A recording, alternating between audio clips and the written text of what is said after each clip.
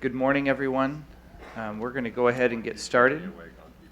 It's good to see everyone today on All Saints Day, which of course is fitting for our gathering today, amen. So we are have another strategic planning meeting, and I want to start off by just, I'll start off by having the clerk announce the meeting and call the roll, and then we'll have some introductory comments.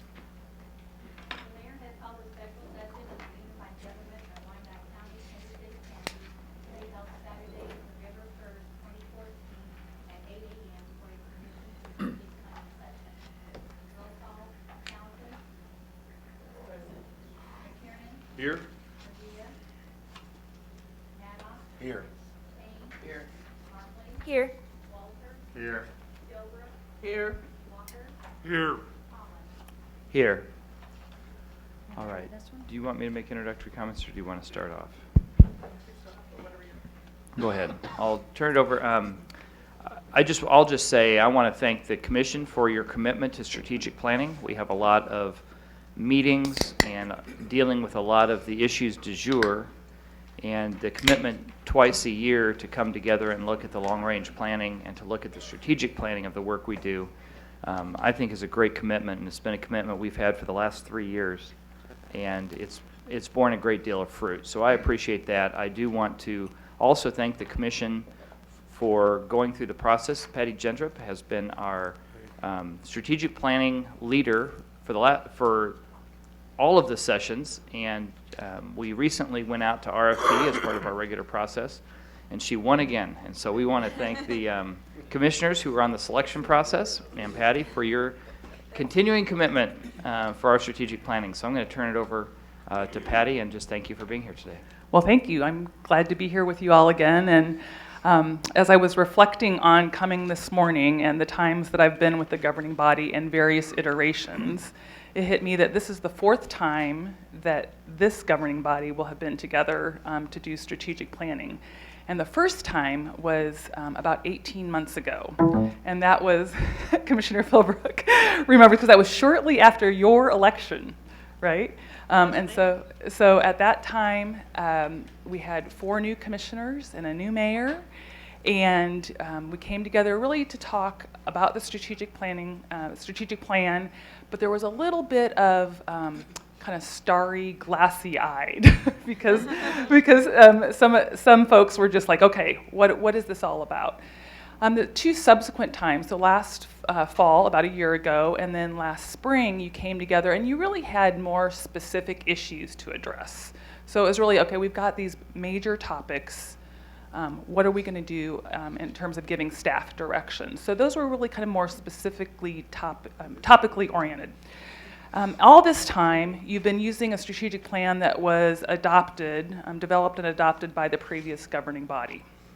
And you've really used that plan. I want to commend this governing body and the staff for using that plan and not just putting it on the shelf, right? I mean, it's not just something that you haven't referred to. You've used it in terms of assigning the individual goal areas to committees.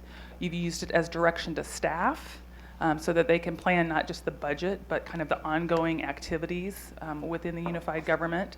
You've gotten reports like, okay, so we think we're making progress, but Doug Bach, tell us what progress we're making. And you just had, I think in the last month, a progress report on all of the plans. So you're coming back together today, and I think what I heard as I talked with each of the commissioners and the mayor individually was, it's a good plan. We've got some really good ideas. There is a lot out there. We've learned a lot.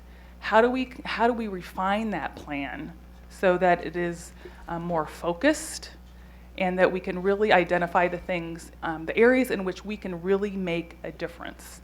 And so that's really what our purpose is today, to kind of take a look at what that plan is, and at the end of the day, give direction for priorities for next year, specifically to the committees and then to the staff, and then looking a little bit beyond too. So that's what we'll do at the end of the day, okay? So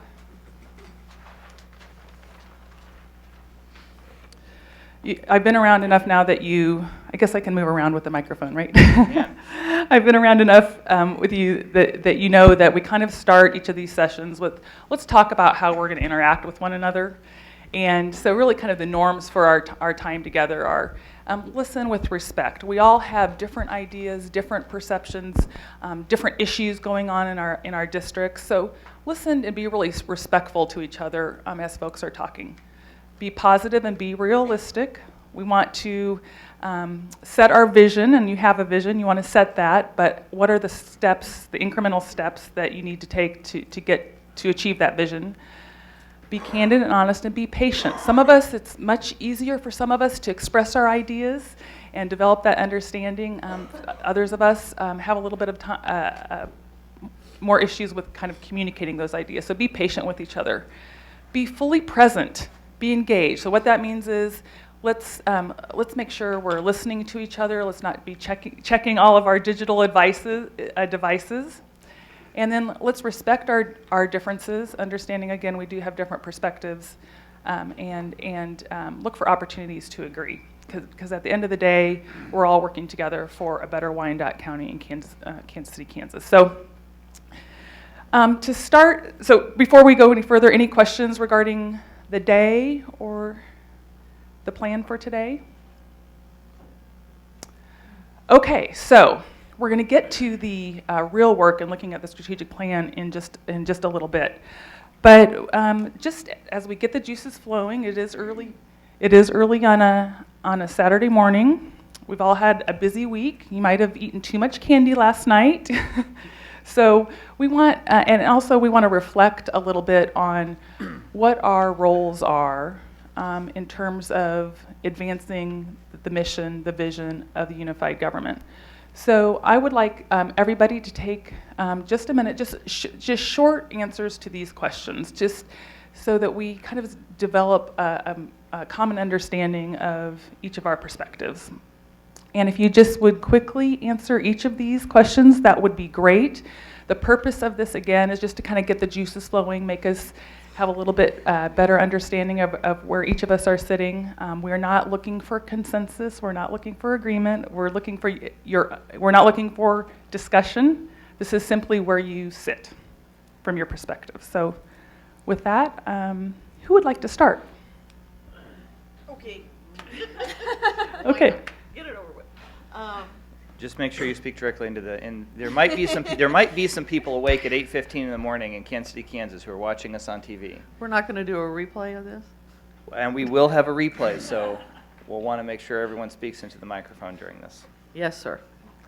I serve my community on this governing body because I was elected, and that's not to be flip. It means that I accepted a responsibility to work for my community and serve them. That's why I'm here. It's my job.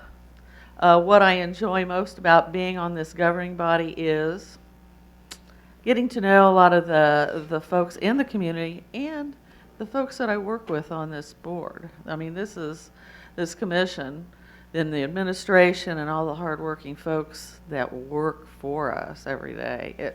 It's really amazing. Being on the other side of it, it always looks different. That you're on this side of it and you're like, wow, all the work that's done. And so that's what I enjoy about it.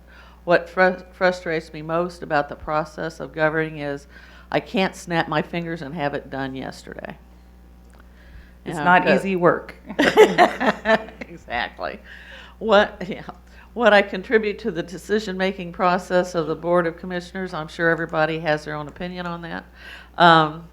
Mine is that I can stir it up, but at the end of the day, I like for us to come to consensus. I think this governing body does extremely well. Yes, we have different viewpoints, and sometimes we come nose to nose and toes to toes on those things. But overall, as we are really dedicated, all of us are dedicated at this table to doing the best we can for our community.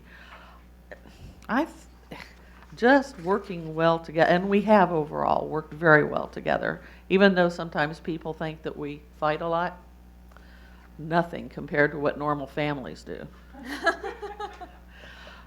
I think this governing body could do a better job of communication. That would be the only thing, communication. And in the coming year, I plan to, even more effective body, be more in communication and be as respectful as I can to everybody else who doesn't agree with me, doggone it. Who doesn't agree with you, doggone it. Doggone it. Great, thank you, Commissioner Philbrook, for starting us off with that. And just, I want to make sure that you understand that at some points during the day, I will be scribing on the flip charts and putting up the information so we can post it on the walls. But the staff is helping me kind of transcribe some of the goings on today. So, who's next? Commissioner Markley? Sure. Oh, here, let me put it right in front of me so I don't get in trouble. Thank you. I serve my community on this governing body because I like to solve problems, and what I enjoy most about being on the governing body is when I successfully help solve a problem. You're going to see a theme here. What frustrates me most about the process of governing, similar to Commissioner Philbrook, is how long sometimes it takes to deal with those issues. What I contribute to the decision-making process of the Board of Commissioners is, I think, a pretty even temper. Hopefully people would agree with that. And I think also an ability to kind of amalgamate people's opinions to try to find a compromise. I think the governing body does a good job of acknowledging and respecting the differences between districts, which I don't think has always been the case on this governing body, so I'm really proud about that. That doesn't mean we're not all fighting for our own district, but I think people have an understanding that there are differences that need to be addressed. I think we could do a better job of communicating our ideas and also the projects that we're working on. Sometimes I find out that someone else has been working on something, and I'm like, oh my gosh, I've been doing that same thing. So we need to get better about making sure that other people know what we're doing, so that we're not all running the same race in different lanes. And in the coming year, I plan to hopefully wrap up some projects. Commissioner McCunin and I, in particular, have been working on some projects for a long time, so I'm hoping to wrap some things up and to do a better job about making sure that people are aware of what I'm working on. So even though it takes a while, you're still committed to getting those things done, right? You still got that hope that you're making progress. Great. Thank you, Commissioner Markley. Next. I can start calling on people. I'm fine to do that. Commissioner McKiernan? Democratic method for all the lawyers in the room. She's going to start calling on us. That's right. Let's see here. So I could just say everything Commissioner Markley said and be done, right? So just... Provided everybody could remember what she said. I'm sure But they I can. can't, so could you please? Well, I think like most of us, the reason I serve my community on this governing body is because I value my community, my neighborhood, my area. I think we all do.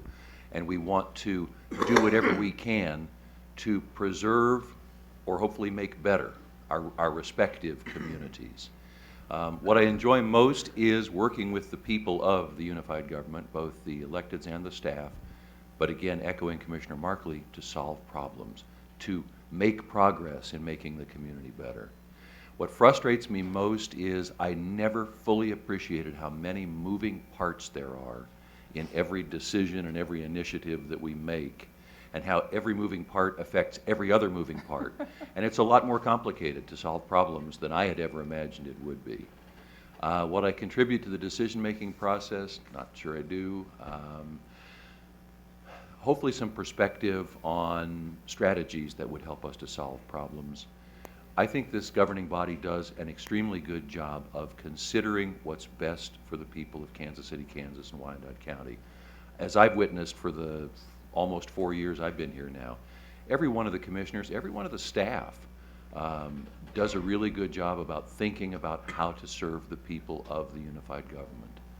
I think we could do a better job of creating some more specific and measurable short-term goals that when we accomplish them, we feel confident that's getting us toward our big picture goals.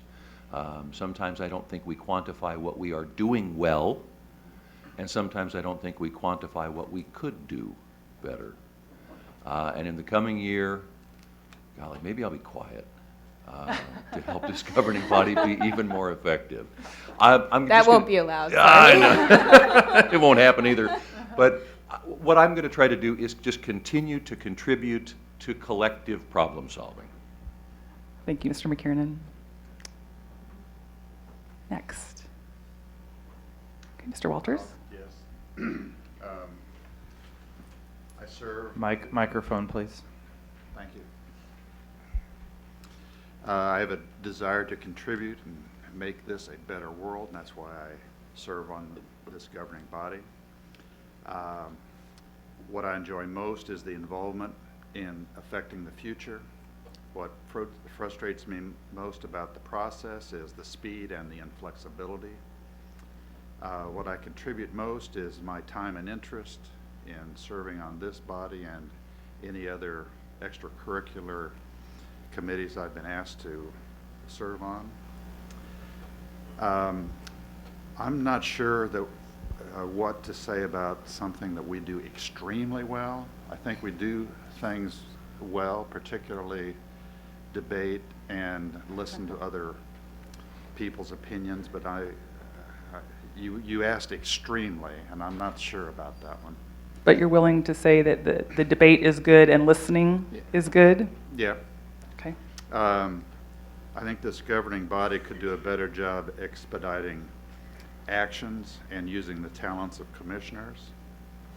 And I'm not ready to say what I'm going to do next year. I can't come up with anything beyond what I've been doing so far, so I'll just leave that blank for right now. And could you explain what you've been doing so far? I've been giving my time and energy to this committee. Okay, thank to you. this council. Thank you. Okay. Mr. Walker? Well, I originally, Microphone, please.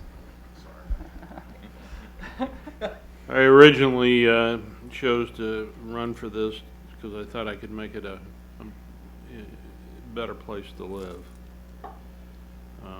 I guess I enjoy the people most of all, even the ones that aren't happy. What frustrates me about this government is that I'm confident that I and every elected official has great ideas, but we have no financial resources to accomplish any of them. I think my experience from municipal law and the historical perspective of, having seen this government evolve from a 3-commissioner form of government where problem solving was a one-day process. Go downstairs, get 2 votes, and you got your direction, to a more cumbersome but probably better thought out in the end when a decision's reached, I hope. I took this next question to mean what service do we provide, not so much what the governing body does individually extremely well. That's fine. It's your I perspective. said we do snow plowing extremely well. And that's not to say we don't do other things well or perhaps extremely well, but I did that in sort of a comparative process to other municipalities. Our fire, police, they're very good. There are other communities that have very good police and fire, but I don't think anybody beats us with a snowplow. I think we could do a better job of focusing on tax-paying development and making that the only development that we're really seeking. We can always find people that will come to this community because they don't pay taxes, and if we give them incentives. I kind of drew a blank on what I'm going to do any different. It seems like, maybe volunteer to serve on more ad hoc committees, break up the McKiernan-Markley domination. I really don't, if you're doing the job and you spend time trying to prepare, you're already reading a lot of material. I mean, and, you know, you can go to seminars and that sort of thing and get some ideas, but beyond that, just try to keep at it. Okay, thank you very much. Commissioner Townsend? You looked at me, so I got you. Okay, no problem.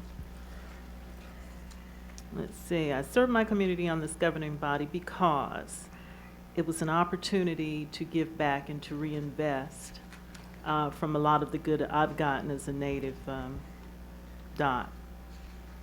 What I enjoy most about being on this governing body is the ability to affect change that the community desires. Particularly, I've enjoyed helping constituents one-on-one. Some of the things that are problematic to that individual that you never would see or hear about publicly, but that's been very satisfying for me and hopefully helpful to them. What frustrates me most about the process of governing is probably public perception. Find people think this job entails X, and from my perspective, it may be about Y and Z, not X. But I think any elected official may have some of that to deal with. What I try to contribute to the decision-making process is to be prepared and engaged about whatever the topic of conversation is going to be. When the commissioners already made mention of, there's a lot of time that people don't see with preparation and follow-up. What I think this governing body does, I'm like Commissioner Walters. I won't use the modifier extremely, but I think well, is a critical examination of the issues. We may not all agree, but from what I've seen in the year and a half, is that this group seems to be willing to strategically look at what the problems are, what the outcomes could be, how do we get there. I think this governing body could do a better job of, I'm going to take a pass, still evaluating, so I'm going to take a pass on that. I have been impressed, as one of the commissioners said, there are a lot of moving parts to this, and we have a lot of people who are very professional in what they do in the jobs. When people call here and complain about whatever, grass, weeds, whatever the issue is, it's the real professionals here at the UG at all levels who really work to get that done. As a commissioner, I can draw attention to it and follow up on it. So, but I'll take a pass on that. In the coming year, I plan to continue to have more direct communication with the neighborhood groups as I go to each one and talk with them about the highlights of what's going on here, what may particularly impact the First District. I've enjoyed that. Great, thank you. It is not just showing up at any, I'm sorry, Your Honor. It is not just about showing up at any one meeting. There's a lot of issues that are on the table every time, and many of you have referred to that already. It takes a lot of time. I'll go. Please. I serve my community on this governing body because I feel like we have a calling to serve our community. My favorite phrase is the phrase "they ought to do something," and it's common in every community. They ought to fix those streets. They ought to do something, and we are they. And I think the choice to step up and be they is an important decision. I appreciate that about everybody here. What I enjoy most being on this governing body is we have such a huge opportunity in Kansas City, Kansas. I think about the governing bodies that gathered around this table 20 years ago and the prospects that faced them in terms of opportunity. And I just feel like it's an honor to be here in 2014 when we have such a great foundation of growth and transformation in our community. So that's probably what I enjoy most, is the opportunity that we have in front of us. What frustrates me, and whatever frustrates me, I think is better than what frustrated people 20 years ago here. I think what frustrates me is similar to what others have said. The wheels of government grind slowly, and some of that is organizational, institutional, that we need to work on. Some of it is just the reality that there's a process you have to go through to inform people and to make good decisions. unlike a corporation, we can't just snap our fingers and make it so. We need, that's poorly received.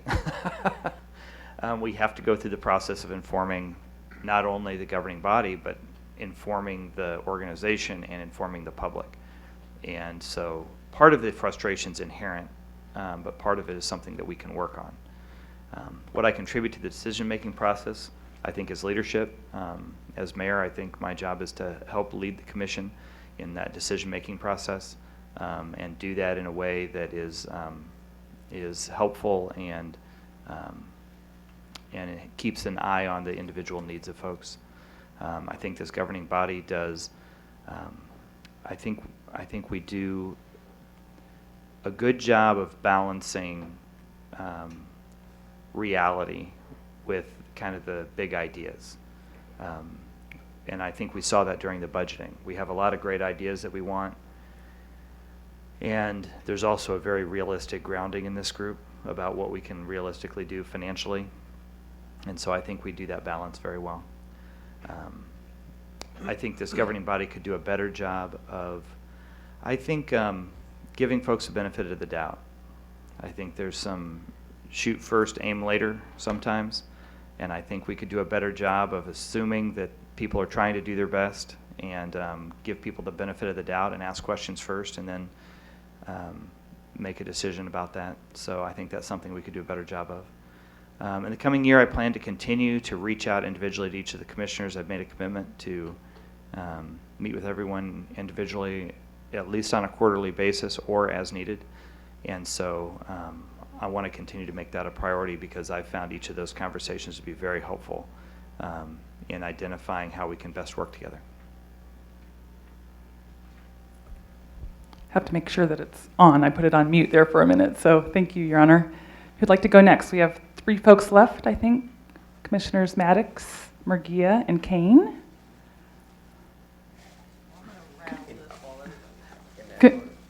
Pardon me, Commissioner Maddox, you want to go?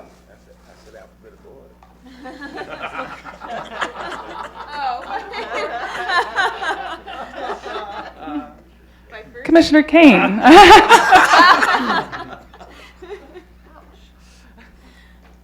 Well, I don't want to make anybody mad, but I might. First of all, It's early. I know. It's very early, and it's not for me, but for some of the others.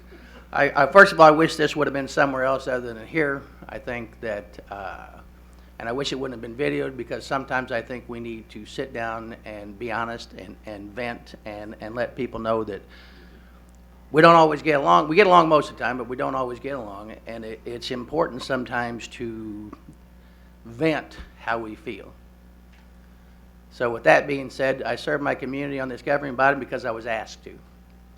And I was asked to because I worked on joint programs for the General Motors and the UAW, and people thought that having a union background, working with management, which means salary and hourly folks, that maybe we could bring something together, and I think I have. What I enjoy most about being this governing body, first of all, it's the 2 ladies that work in our office that never get recognized for the hard work that they do and the screening of our phone calls. I think we've got some outstanding employees. You know, I enjoy from the mayor's office all the way up to the janitors. I think the people here are very good people. I love working with them. I love the openness that they have. Like if I'm wrong, so, including the mayor, will tell me I'm wrong. And I'm okay with that. But I think that it's very important that we as commissioners understand how hard our folks that work for us. What frustrates me most about the process, it frustrates us all, is it's super slow. And I'm a mover and a shaker, and I like things getting done fast. And unfortunately, the reason it's slow is in some cases you have to go to legal to check out what's going on. And they do a thorough job of making sure we're correct, such as when we talked about Thursday night. What I contribute to the decision-making process of the Board of Commissioners, I probably think different than the rest, coming from a blue-collar world.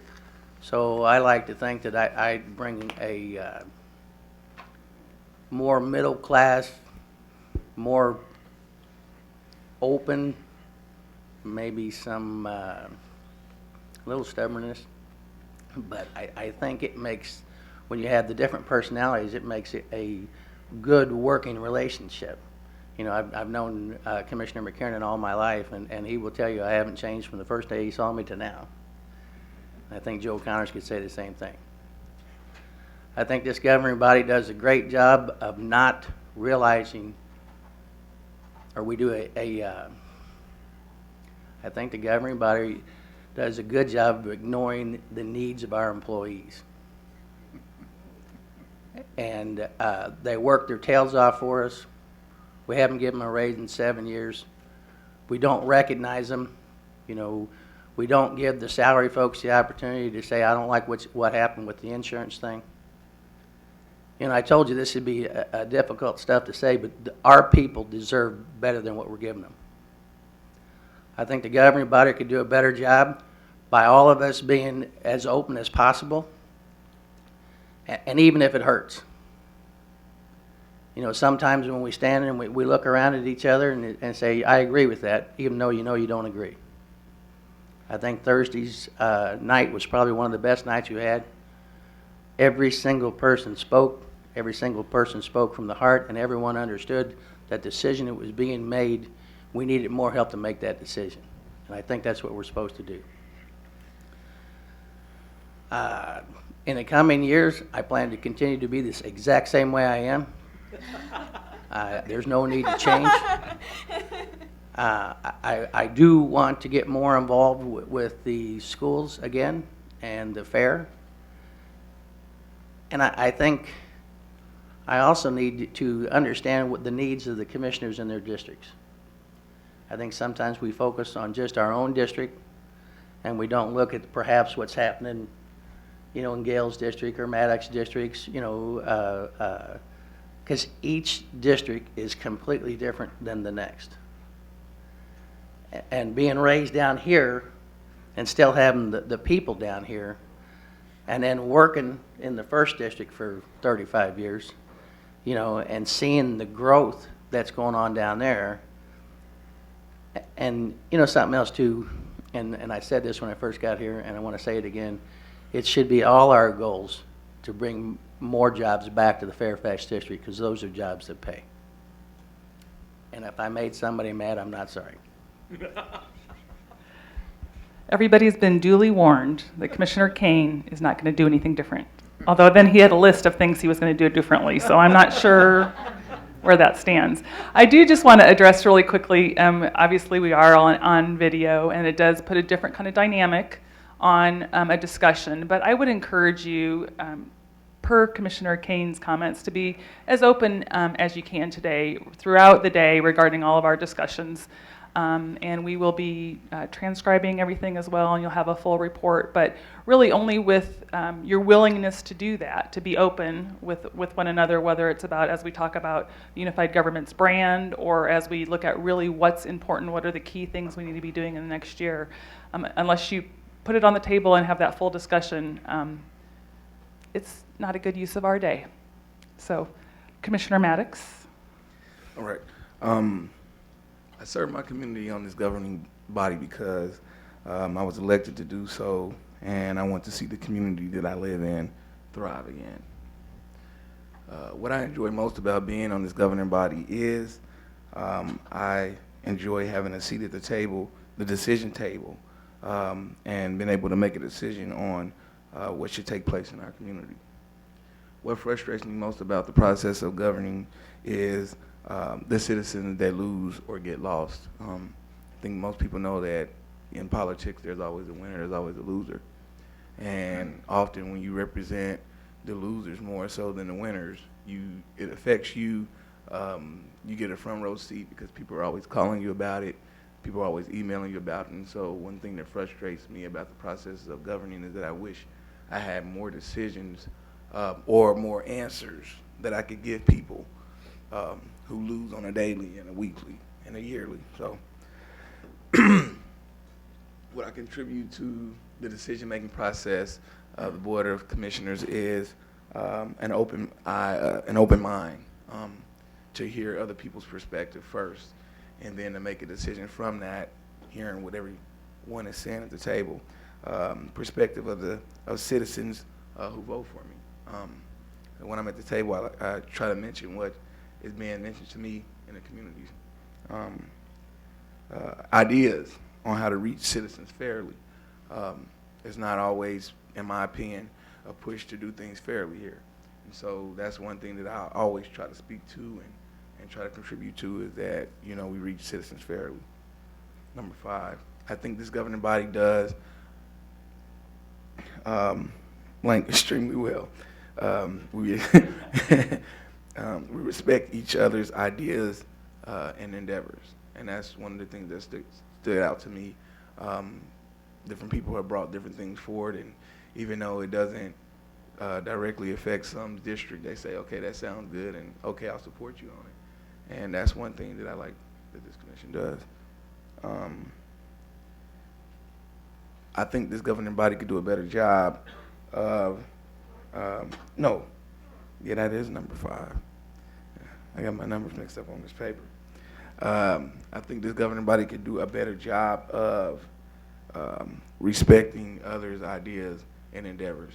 And so when I say that, I'm saying when different people come to the table, we have different discussions that other people are not involved with, or some people get calls and they say, well, is this a good idea or is that not a good idea? But just to respect everyone's endeavors and their ideas, and respect that commissioner most, because they're hearing from the people in their district. And sometimes we don't get to hear from those people that they hear from. I'm going to interrupt really quick because I think maybe I misunderstood. Did you have the same answer for 5 and 6? I think I said I switched the numbers up. Okay, so Yeah. let's just go back just so we're clear, and since we're transcribing and everything. So I think this governing body does what well? I think the governing body. What did I have down for that? I don't. You didn't have that, so- No, but I'll elaborate. I think Please. I think the governing body. What we do well is most people are in attendance. We're here. We have different things that we're putting on the table that our citizens are saying, and so we get to hear the perspectives from around this community, from the commissioners that are sitting at the table. So I think this governing body does that well, meeting together, bringing the citizens' issues and Okay. concerns to the table. Okay, thank you. And number 6 is what I flipped it around the Sure. first time I read it, but there is a level of respect here too for people's endeavors, but then also I like to see more of it. Okay, Yeah. thank you. Yeah. Thanks for clarifying that for me. I appreciate it. Okay. And number 7, number 7. In the coming year, I plan to learn more about policy and process. Being a part of a policy-making entity, you should understand policy more. Been able to understand ordinance, been able to understand how the process of writing an ordinance and all that kind of stuff. And so in the coming year, I'm going to try to risk my knowledge on how to actually be a real policy person. I think there's always more to learn. I mean, Commissioner McKiernan, I think, was the one who said he didn't realize how many moving parts there were to getting decisions made and getting actions implemented. So that's just another piece of that. How do you develop that policy and get the wheels moving? Yep. Commissioner Murguia? So I did the best I could based on the time frame. I got the questions last night, and it was Halloween, so it's always difficult to come to the table with substantive answers. But the best that I have is I serve my community on this governing body because, and actually there is a very specific reason. I moved to Wyandotte County and specifically Argentine 16 years ago.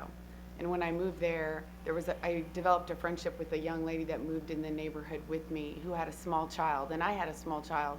Her small child was handicapped. And so I went down there and we got to be friends, and we'd go to the park, and her son could not swing in the swings because there wasn't a handicapped swing to keep him in the swing. So we decided we were gonna call somebody. We didn't even have any idea who to call to get a new swing at the park. And after about 15 different phone calls and several different meetings, we could not get a handicapped swing in the park for her son. And then that stemmed into, shortly thereafter, we lost our grocery store in Argentine. And then that stemmed into, she and I could not take a walk around the block because the curb and the sidewalk was in such horrible condition. And then that moved into one night, probably about 8 o'clock at night, I received a knock at my door. And I think everybody knows that Argentina is a heavy minority population area, predominantly Hispanic and African American. And there was a knock at my door, and there was a group of people from our community out there who asked me to run for office. So I did, and that's why I serve, because I think the people, at least in that area and in my district at large, deserve more than what they were getting. What I enjoy most about being on the governing board is that, just what I said, it seems like if you really want to make change in your neighborhood or in your community, you need to have a voice at the table. What frustrates me most about the process of governing is, that's a long list. It would take a while for me to get through that list, and part of What that would be at the top of it? That would take some thought. I'd have to, spend some time thinking that through. I think, though, that that's not just Wyandotte County. I think that's just government and the process. For what I contribute to decision-making process on the board, I would say, I think hopefully it's many things, but I think specifically it'd be urban redevelopment. I've had some success in that. We have not seen that success in Wyandotte County in the past, and hopefully I bring something to the table when it comes to urban redevelopment. What's the next one? As far as 5 and 6, what we do really well and what we could do better. Again, those lists are long. I think we do a lot of things really well. And I think to highlight one diminishes the others. So I wouldn't do that anyway. I wouldn't give that list. And then the same with what we could do better. I think it's kind of unnecessary to highlight, any one thing that we could do better. There are a variety of things I think we could do better. 7, in the coming year, I plan to continue to stay very focused in my district. I think we have lots of momentum there and lots of opportunity, and I'm going to stay right there. However, I also will continue to be available to all of my commissioners for any help, assistance, advice, whatever they feel that I'm good at that I could help them with, I'm available to help them. Thank you. As I reflect on kind of your story about why you got involved originally, because you wanted to have an opportunity to have a handicap swing in your neighborhood, and making those calls, and you're calling, well, let's call them, right? Let's call them, and kind of to the mayor's point about becoming the they. We used to say when I worked directly for local government, it was like, the city. Well, who is the city? It's the big black box, right? I mean, it's kind of a Wizard of Oz kind of. And so I think making the governing body and the organization real to people and understanding that you're here all together to accomplish things is something really important. So we're not going to come to consensus around what the great things are, what the bad things are, but what are some of the common themes you hear about in terms of the positive things and the difficult things, just quickly, because I wrote down some common themes. I'm happy to share those with you, but what did you all think? Commissioner Markley? We're all frustrated because it's slow, and we need to communicate with each other better. What else? Go ahead, if anybody else has something, I can listen and write at the same time. I wrote that as democracy is slow, right? Right. What are some other similarities that you heard in terms of how do you? Well, and I'd reiterate what Commissioner Markley said, that it was pretty consistent. People felt like we needed to continue to communicate better with one another.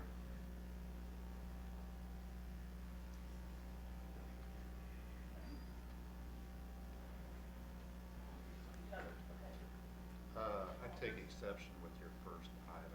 What I heard was our processes are slow. It's not inherent to democracy, it's just our processes are slow. I'm happy to make that change. Okay. What else? Any other similarities that pop to mind? I think one of the things that I heard that by and large is that we have a group of employees, a group of people who work for the unified government who are generally very good at what they do and very dedicated to what they do, despite whatever obstacles might be in their path.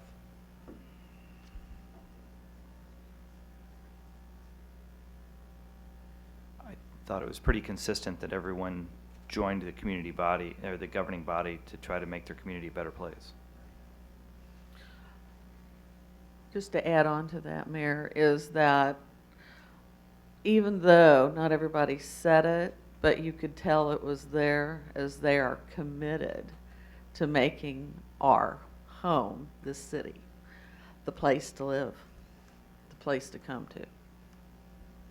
Committed by, we know this takes time. We're willing to come to meetings prepared. We're willing to listen to our, we're listen to our residents and come together even kind of on those difficult nights when you have difficult decisions to make, right?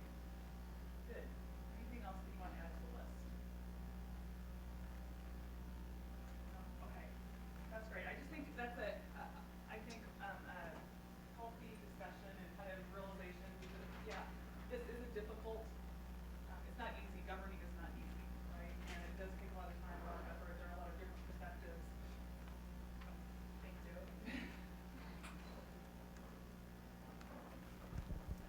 I'm sorry about that. That governing is not easy. There's a lot of different perspectives, a lot of time that goes into it. But you come at it from the standpoint of you want to help your community, and I think at the base that's the most critical thing. So, I thank you for kind of just getting the juices flowing on that. Your Honor, did I see that? No? Okay. I just shouldn't try to read into people's faces sometimes. So what we're going to do though is, I don't live in Wyandotte County or Kansas City, Kansas. I live in the Kansas City metropolitan area, and I certainly have an opinion on what Kansas City, Kansas, Wyandotte County, the Unified Government Organization, what that all means. And I will tell you that it has changed over time, right? And especially as I've come to work with all of you on the governing body as well as with staff. So we're going to take a little bit of time right now to talk about what is the Unified Government's, or Kansas City, Kansas, or Wyandotte County, because I think people refer to it kind of differently. What is your brand? So the difference between a brand and a brand name is something that's objective. You can point to it and say, I know that's Wyandotte County. I know that's Kansas City, Kansas. I know that's the Unified Government Organization. But what your brand is really subjective. It's what do people think about when they think, what do they think when they hear any of those words? And so I want to spend a little bit of time to talk about, first of all, help you identify for me and for each other what your brand is. Then we're going to talk about what you do as a body to support that brand. And then talk a little bit about what you do individually to support that brand. So that's kind of our next exercise. I'm going to put some things on the wall really quickly, and then I'll be right back.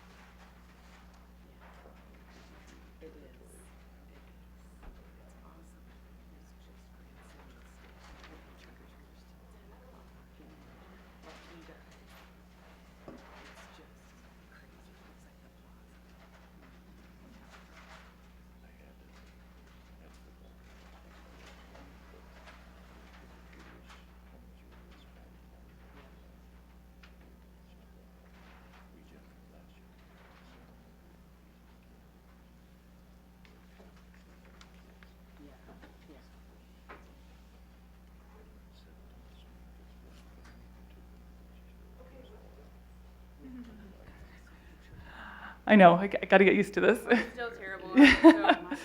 Okay, so when people hear Kansas City, Kansas, Wyandotte County, unified government, what image does that conjure up? What are the good things that they think about?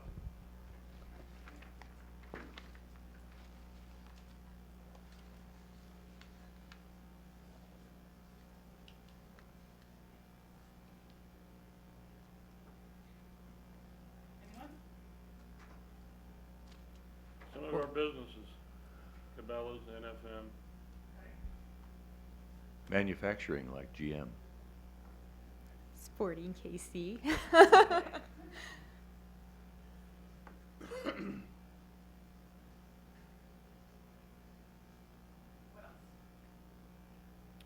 I think people think about our diversity.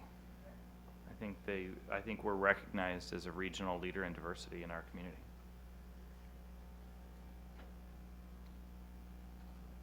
History. There are a lot of historical stories and historical areas, especially on the eastern end of the city. Well, all over, really. All over, really, not just east, everywhere. I think we're known, and this leads to our diversity, I think we're known for immigration.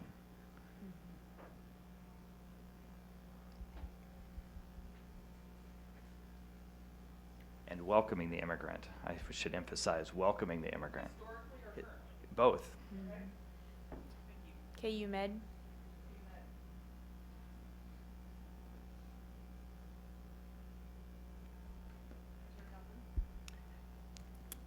Would this include things that may be part of our brand if what branding means is what people think about us that may not be as positive as those issues you name? That's part of it. That's the emotional response. Okay, then one of the things that I know I have heard we're known for is having higher taxes in Wyandotte County than some of the more affluent surrounding counties.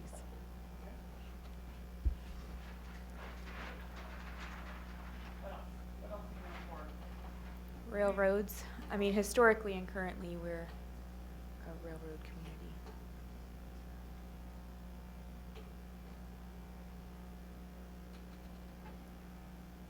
I'm not saying it's true, but people choose to live elsewhere because of the perception that we have middle-tier schools as opposed to high-end schools.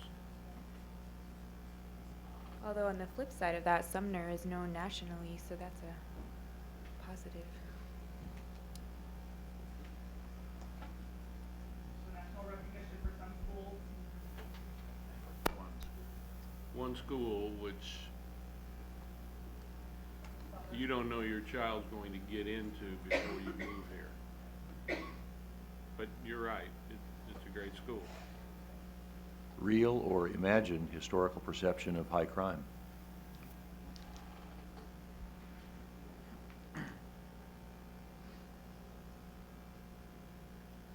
It's about perception. So I think there's a perception and a reality that we have a large percentage of the poor and very poor who live here, which is part of, I believe, our calling to take care of, but I think that's a perception that is out there. And based on our median household income, I would say it's the reality. what else is all about? Perception.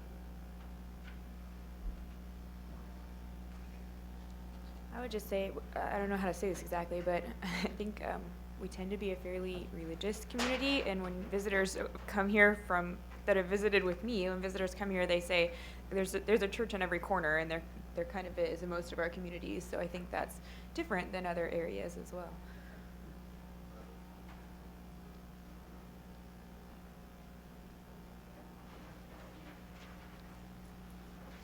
Anything else? What else do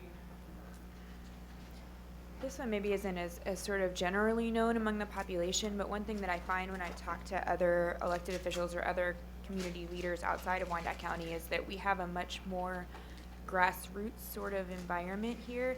Most communities don't have the sort of neighborhood groups and those sort of entities, and church entities as well, but community organizations that are more grassroots. You know, in our southern neighbor, you're more apt to see a sort of required association rather than a grassroots gathering. So I think that's unique. I think we're known for innovation, particularly with Google Fiber. I think nationally, we're known for Google Fiber. And Startup Village, I think there's some, and with Cerner, I mean, you have a lot of tech, high-tech focus right now that I think is big. I also think we're known, and we are known for, as a blue-collar union community.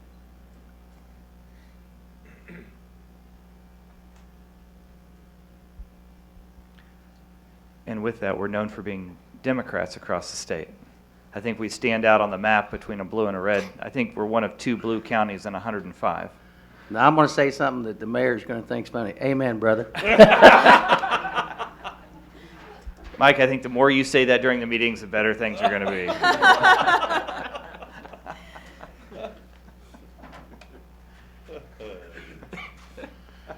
That's fantastic. Should we, talk a little bit about the fact that when it comes to branding, we do have a difficult situation because we're often confused with our Missouri neighbors.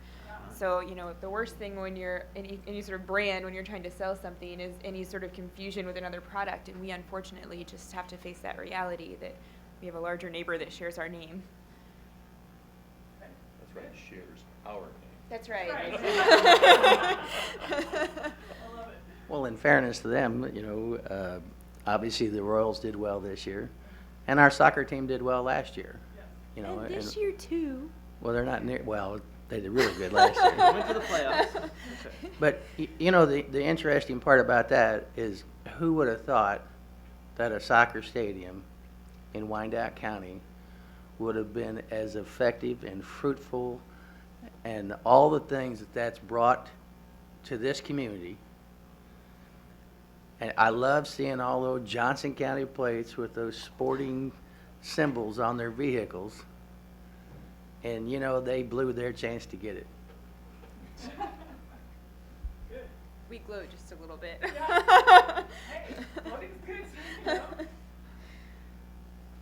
But I think that brand with Kansas City, Missouri is very, very important, because people say, where are you from? Kansas City. And most people don't know there are 2 Kansas Cities, and there's always an explanation that follows. It's a good conversation starter. But I think also identifying, differentiating ourselves from Johnson County as well, which is also 3 times the size we are to the south, and one of the richest counties in the whole nation, statistically. And I think identifying our brand and having that pride in our brand in the metropolitan area vis-a-vis Kansas City, Missouri is 3 times the size we are, Johnson County is 3 times the size we are, and identifying and taking pride in our brand, I think differentiating ourselves. I think there's a community pride in Wyandotte that is different than in a lot of other communities. Thank you for that last statement. So I said not Johnson County, but you've got that community pride that kind of, we are Wyandotte. That's right. I'd like to add to that, just, sorry, again, off of you, Mayor. And that is that along with that community pride comes a lot of community activists.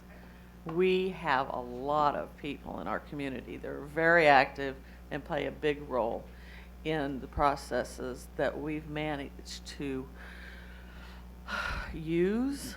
I mean, through their community involvement, we can get a lot of information out to the community, and they can help us get a lot of things done. I think it's back to Commissioner Markley's statement that, we've got kind of that grassroots feel, right? That Exactly. People who we can care and get out. Yep. Anything else? I would say one thing we haven't talked about is the fact that we have a significant area of our county that is rural, where there are farms and chickens and horses and things like that that occasionally land on our planning and zoning agenda. But I think maybe externally people don't realize that as much, but certainly internally people are aware that we have that significant rural side of our area. And that's true. I mean, that's a great point you got. I mean, what people think of who live here know that, but maybe people don't count here, or you don't understand that we've got those different And not competing interests, but just different areas. And one thing that's interesting about that with the farming side of it is that we are seeing people move into our community who are looking for an urban farming experience.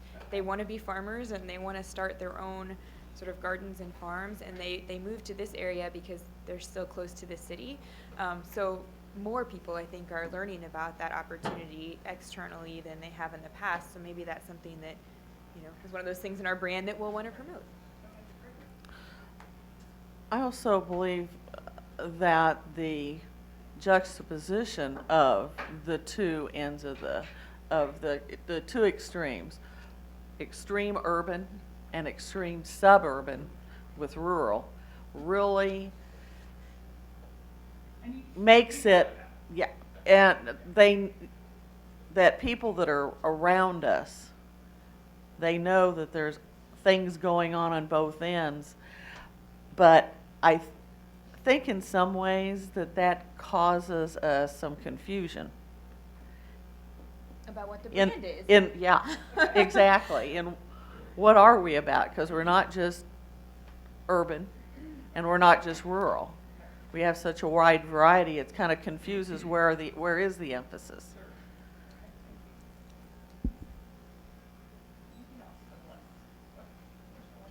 So when I saw this on the agenda, I thought we were going to talk about the unified government, not the community. So which are we talking about? We are talking about all of the above, and this is the community, so please feel free to add unified government, specific issues to the organization and your work together.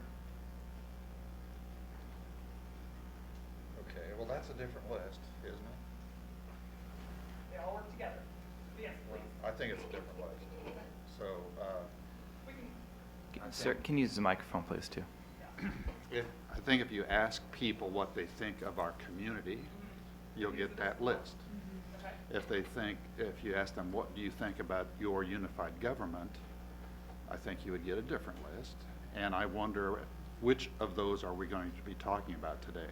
Well, the next conversation is about, so what do you do as a body to contribute to that brand, whether that means upholding the good or turning around the negative. And so I would contend that it is both, they work together. So we can go ahead and turn to the unified government as an organization, and that's fine. I'd be interested in your feedback on that. So I would say if it's a different list, let's put it up there because I'd be interested in that. Okay, well, I think there are several things that would come to mind. Most of my comments from constituents in the last couple months, as I've made it very clear, have been talking about the motor vehicle registration service that we provide. So there's probably a brand component related to competence of services provided that we should probably talk about. I think we also have a brand related to a very closed community of UG employees, whether it would be called nepotism, good or bad, but there's a perception that if you work for the UG, you either are related to someone who works for the UG or know someone very well who works for the UG, so that's part of our brand. So I think we could talk about those two issues. What else for the organization? You consider the unified government is the organization that develops policies and fosters goals and objectives to support our brand. What are the other things like organization? I hear from small businesses that were very difficult to get into. And actually, I hear that from small businesses about every government in the metropolitan area. I would say folks in Kansas City, Missouri would say they hear the same thing, that for small businesses, none of us, I don't think, have done a good job creating an environment where small businesses feel like they have access. And I think we have not done that well. I have heard from large businesses repeatedly, some of our business partners, that we are a very business-friendly, very aggressive economic development group. And there's a lot of folks who have invested in our community recently, millions of dollars, who have said how professional and accessible our organization is. So I think both of those are probably true. But I will say around the metropolitan area, the unified government gets a lot of credit for being innovative, particularly with the growth we've had the last 15 years. You know, I agree with Jim a little bit as far as when you go out to get your license plates and stuff like that, we've added manpower or people power. But one of the things that change came from the state, which has made it very extremely hard for us to live with. And there's so many faults, and it has slowed the process down, so we didn't do that. One of the things that we're known for is high taxes, and when somebody goes up and says, all right, hey, I'm appealing my taxes, it's sometimes the lack of professionalism from some of the folks that run the department. And that's across the board. Everybody complains about their taxes, but when they go through the appeals, it gets worse, because then they're saying, well, and it's actually been said, well, call your commissioner. You know, and one of the things that we need to get better on, we need to get better if somebody's working on a project, that they take ownership and they perform the function and not try to pass the buck. So, you said you agreed with Commissioner Walters, kind of perhaps questionable. Well, it's not incompetence so much as the process has changed. Customer service? Yes, the customer service and the way that thing has worked out. And we have thrown some people at it, but I'm not even sure that, and I don't know yet if that's made a difference. I don't know if we threw enough people power at it, but I'm getting the same complaints. Is that one example, or is customer service a concern? Well, it's the length of time. It's not. It takes forever to get that done. I mean, people are taking 6, 7 hours, and people don't have that time to be away from work to do that. And then the last complaint I had is somebody had to go back 4 times because they didn't have the information, and the lady that went and got the information was one hard of hearing. She was a senior citizen. She got confused.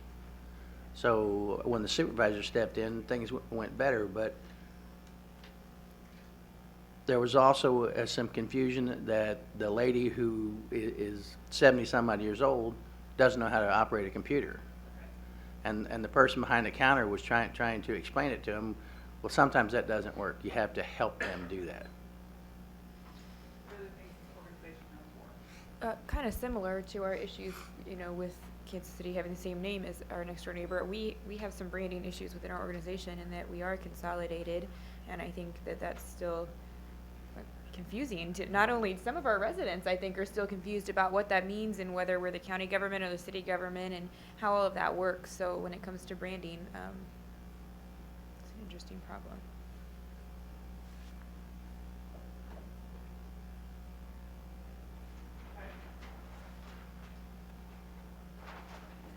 What about when people think about the governing body then? What do people think?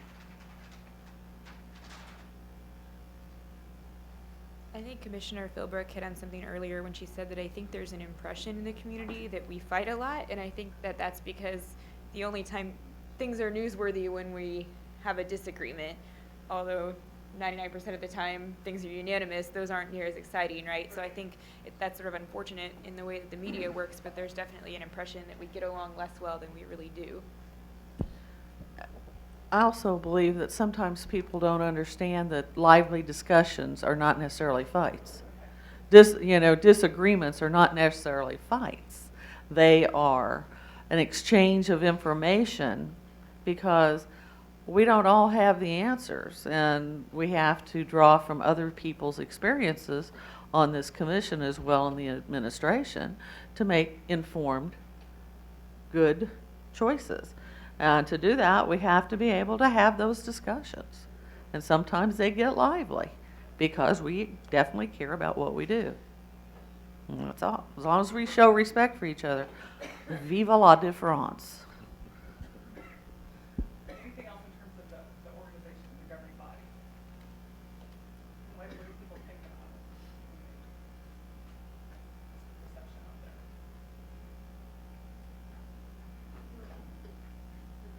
Okay, so let's talk about it. What is your role as a group to uphold what is good about the organization of the community and to change, to make a difference, right? Right, so how do you,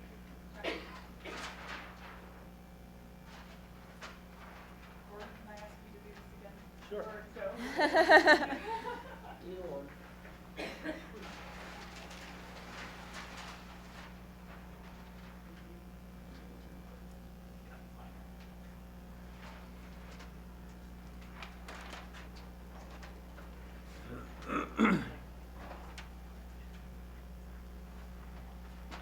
Just show up? She's got that. Is that, just show up, decide what's on the agenda? Comment on the agenda?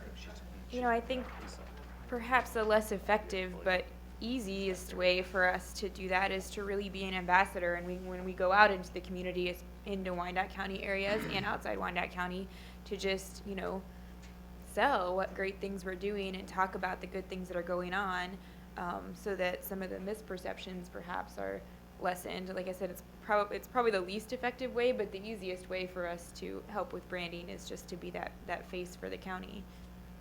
Okay. What goes along with that? Kind of being educated on what is going on? Yeah, right? Yeah. Understanding what the issues are. I think people, my experience too, is people appreciate some candor when we say, yes, that's broken. I mean, when people call and say, hey, this motor vehicles, and I've gotten a ton of calls about that as well. The motor vehicle's terrible. I say, yeah, it's broken right now. You know, saying, oh, no, it's great. I mean, no, it's not. And I think people appreciate the candor of being able to, because if we're not willing to be candid about the things that aren't working well in our organization or even in our city, you know, when people say, hey, I'm frustrated about the infrastructure, I usually say I am too, you know, and I can, you know, I could give 10 examples of things that I want fixed yesterday, but I think it's also providing that balance, and I think that's part of our role, is to have the honesty and the candor about what is wrong, but also to provide some balance about the positive things we have done and the steps we've taken. That's not to try to diminish that. That doesn't make an excuse for what we've done wrong, but I think it can help provide some hope that we are in a position to correct things that are wrong. And I think we can be, I think if we're all positive or all negative, I don't think either one of those are helpful. I think we need to be candid about, here are some of the strengths that I see, here are some of the weaknesses I see. You're frustrated about that department because you touch it. I'm frustrated about another department that you've never heard of. And so I think that's an important part of our role too, to validate people's concerns. And then I would say what we can do to possibly make an impact on that is through both policy and fiscal support. Policy support for county administrator and all the way down to department heads and local supervisors to implement fair hiring practices, to implement objective evaluation processes, and to make sure that there is compensation available for those who are doing the best job that they possibly can do. So that ultimately, both policy and fiscal comes from us. Does that include commissioners? It does. What else do you as a body need to be doing? Making sure when people think about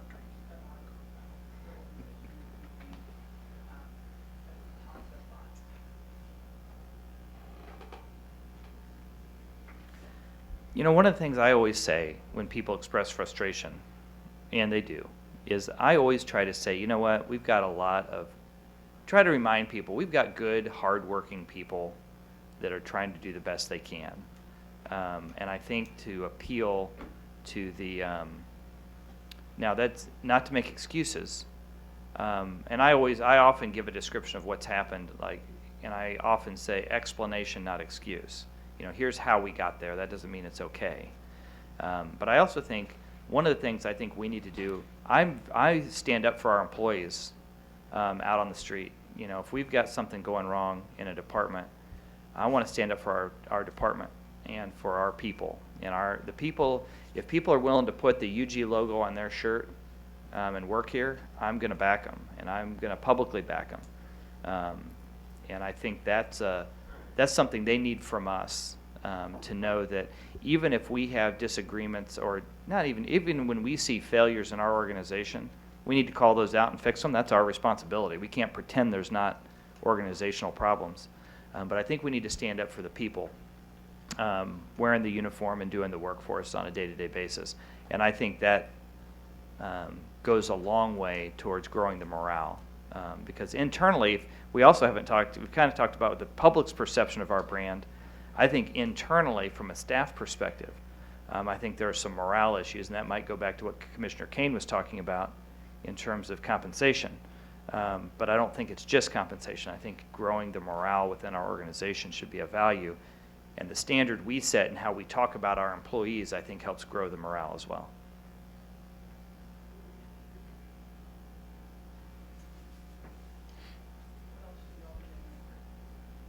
I just want to agree with Mayor Holland. I guess Doug, you guys have Twice some... in one meeting, man. Amen, red brother. letter day. But Doug's been going out and visiting some of the employees. You cannot believe how many of those have stopped me and say, you know what just happened? And of course I didn't. And then I start laughing because I think that's what we're supposed to do. You know, I take donuts over to the election office every now and then because I think those people work their tails off. And I walk in there, and even when I don't have donuts, I walk in, all of them kind of smile and say, hey, thanks for coming in, and stuff like that. Small signs of good job, thank you. I mean, the guys that plows our streets, I wouldn't do that job. I mean, I wouldn't be up all night long and doing it. Of course, I'd probably crash the truck, but, you know, we need to show them that we appreciate their work, and and the mayor's right. We need to stick up for them, you know, as best we can. You know, when they're doing a really good job. I wouldn't be a policeman, fireman, or a sheriff because I don't have the testosterone level to perform that function, and nor would I know what to do in a certain situation. And we never tell them what a good job they do.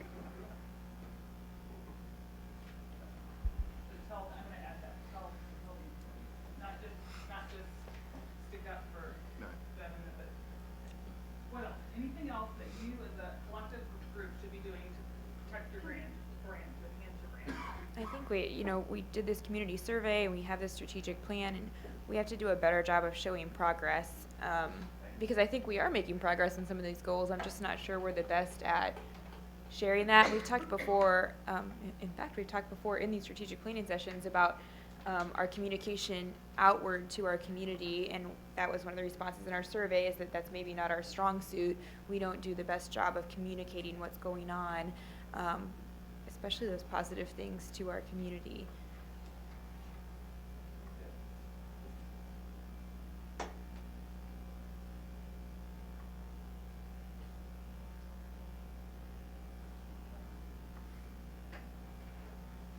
I'm going to, a colleague here on the board sent me several articles that had an impact in that, and I told you this, we establish what some would say are somewhat grandiose goals. You know, big picture, a lot of money, ideal world kind of goals. And our focus is, in our present circumstances, has to be for the I'm going to summarize the importance of obtaining marginal objectives. That is, you know, a sidewalk in a neighborhood is not a big picture item, but in that neighborhood, it's important. And then when the next year you do, and this is a simple example, I suppose, another sidewalk in that neighborhood that has this cumulative impact. You know, we're out there looking for the home run when we ought to be glad if we can get a few singles. Great baseball. We could have used a single Especially the with other one night. on third base. But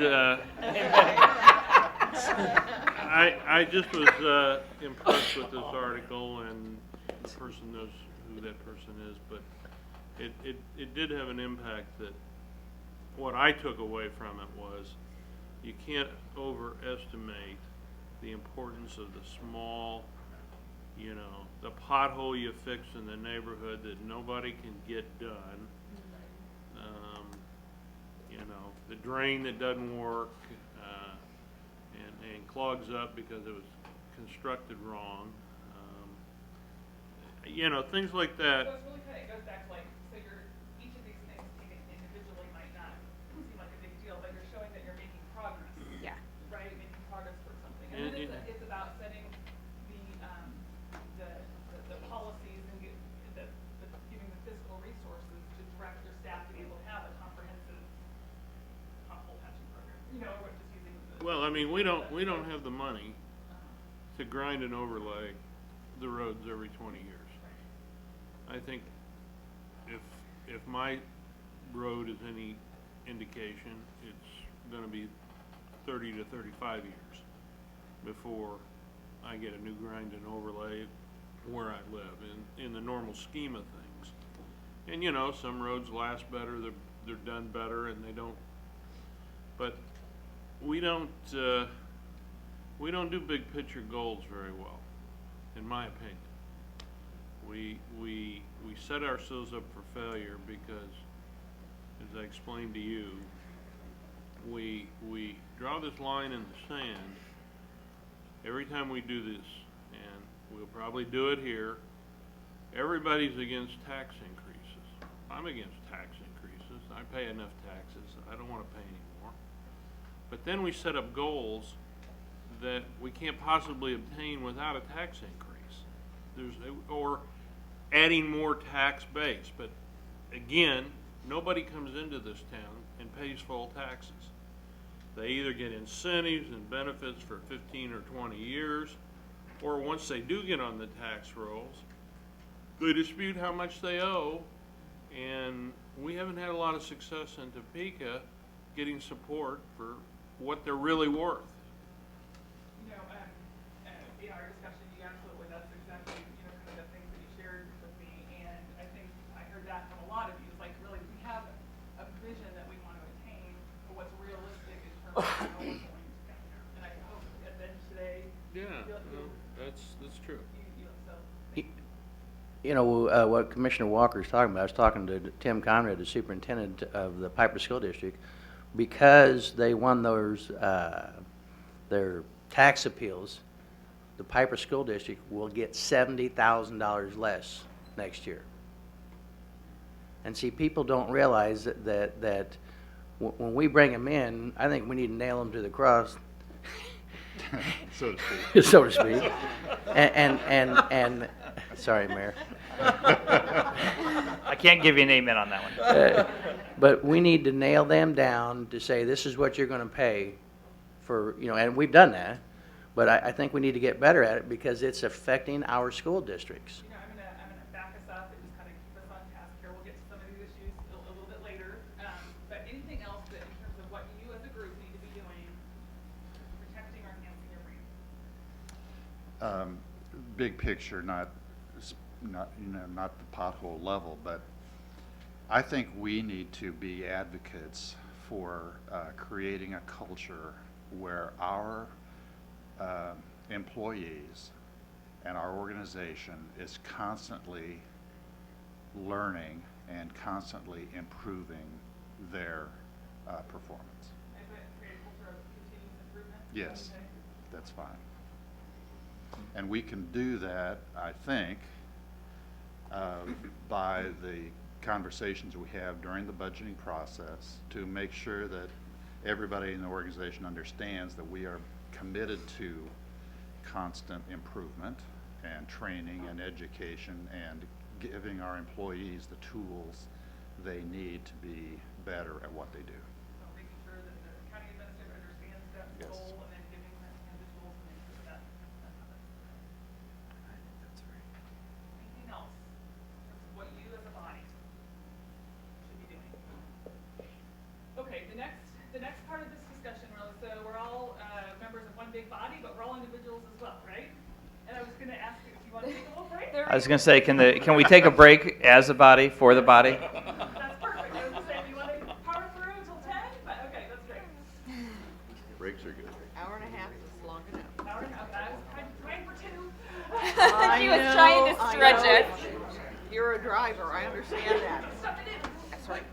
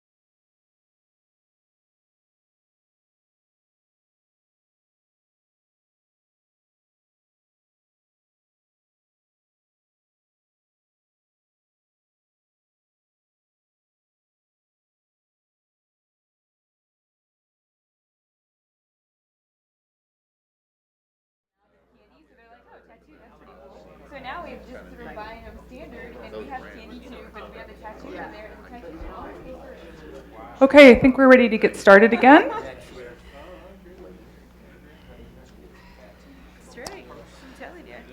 Thank you for your discussion earlier regarding what you're known for and your role as a governing body to work together to either uphold what's good about what's happening or do the difficult part of making things better. So we're going to go ahead and just turn to kind of the really meat of the day, which is the strategic planning session, and really take a look at kind of where you've been, what progress you've made, and where you're going to go. And so to start this next session, to start that, we're going to talk a little bit about what the citizens have told you, and that's through the survey that was conducted in February by the ETC Institute. Chris Tatham was here when you gathered in March and gave a phenomenal presentation on that. I'm pulling directly from that presentation and won't give it nearly as well as Chris does, but I also won't be giving the complete presentation. Then you're going to hear from the chairs of your standing committees, and they will talk to you a little bit about their observations about the goals, the goal statements, and the progress that have been made, give you comments and perhaps some recommendations in terms of how you go forward. And then we're going to talk about should those, you have 11 right now, I believe, so those goal areas, should they be changed? Should they be, throw the baby out with the bathwater? Should you collapse them? Do you need to add more? But really, what are the specific areas that you need to focus on to advance the community forward? After that, then we'll talk about those specific initiatives that the committee will focus on going forward. So I'm just going to put the vision up here. You all have the vision on your agenda, but I think that's important to remember that the vision is really it's kind of the guidepost. That's where you're going. What do you want to achieve? So the ideal Wyandotte County. Wyandotte County is an urban community with a small town feel, where people live in close-knit, diverse, safe neighborhoods for life. Our people enjoy a healthy lifestyle, a variety of community amenities, and thriving employment opportunities. Wyandotte County is a community that is easy to stay in and hard to leave. So what do you all need to do to make sure that vision becomes a reality? And it doesn't mean that vision becomes a reality tomorrow or next week or perhaps even next year, but it's something that you're constantly moving towards. So first of all, let's go ahead and take a look at the citizen survey results.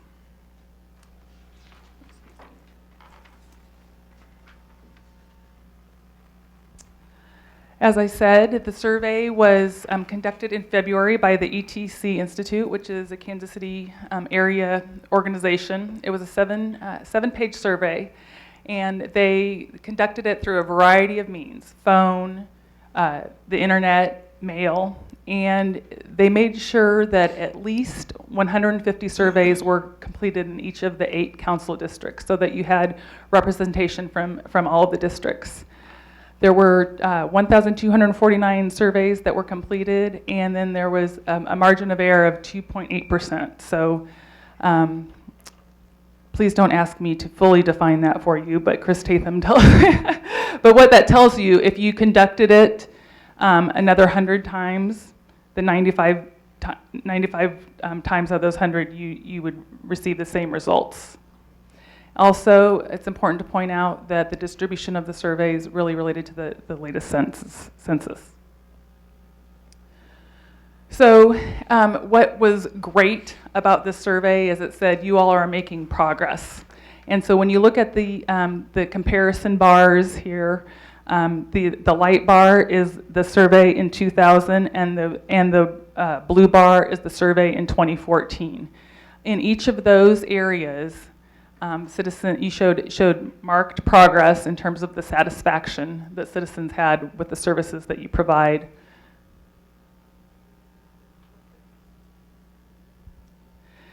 Additionally, the overall quality of life that jumped from 30% to 47% in those 14 years. So the perceptions of the good quality of life, and then the overall image also jumped. So here's excuse me. Am I going backwards? No. Yeah. I'm sorry, they look the same all of a sudden to me. So here's the overall satisfaction with city services. And it goes from very satisfied in the darker blue to dissatisfied in the red. And so you'll see this is kind of in the order of satisfaction. So the quality of city fire services, ambulance services, trash collection, it kind of goes in descending order in terms of how satisfied people are with those specific services.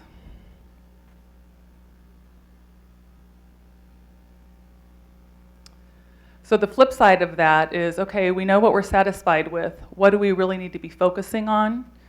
And here are the top areas that folks said that you should be focusing on. So the top 5 were the maintenance of city streets, the quality of the police services, the quality of code enforcement, communication with the public, and the public transportation. So those were the top 5 priorities for the citizens in February that they said you should be focusing on for the next 2 years. And then I thought that this was just an interesting table that Chris had provided. It shows, frankly, how consistent those responses were across the districts. And that, to me, still, as I looked at that again, I was pretty impressed with that, which indicates to me that it's easy, perhaps, to reach consensus on some areas that you should be focusing on. So again, you have that question: what is consolidation? Somebody, I think, Commissioner Markley brought that up. So what does consolidation mean? It means you have city services and you have county services, right? So these are the same questions, but related specifically to county services. And so this again shows you where folks are satisfied with the services in the county. And this is where they say that you should put the most emphasis. It perhaps is not a surprise that the quality of the motor vehicle registration is the #1 priority. But then also aging services and the quality of parks are the areas that residents say that you should focus on. I just apologize for the misspelling in conclusions. Oh, Brian, I'm sorry. I want to point out one thing that goes back to the city, but it applies to all of them. So these are the areas that need to continue to receive emphasis. But for example, #2 there is quality of city police services. And this is an area, a lot of the areas that need emphasis, the people are saying, fix it, it's broken, fix it, it's broken. In this case, people have said in other parts of the survey, this is excellent, we value it, keep it up. So Yes. we need to make sure that we differentiate between keep it up and fix it when we go through these. Absolutely, thank you for that. And I think Chris had a kind of a quadrant where he showed exactly that. So you're doing a good job. It doesn't mean you're doing a bad job. It means you need to continue that good work. Can I say?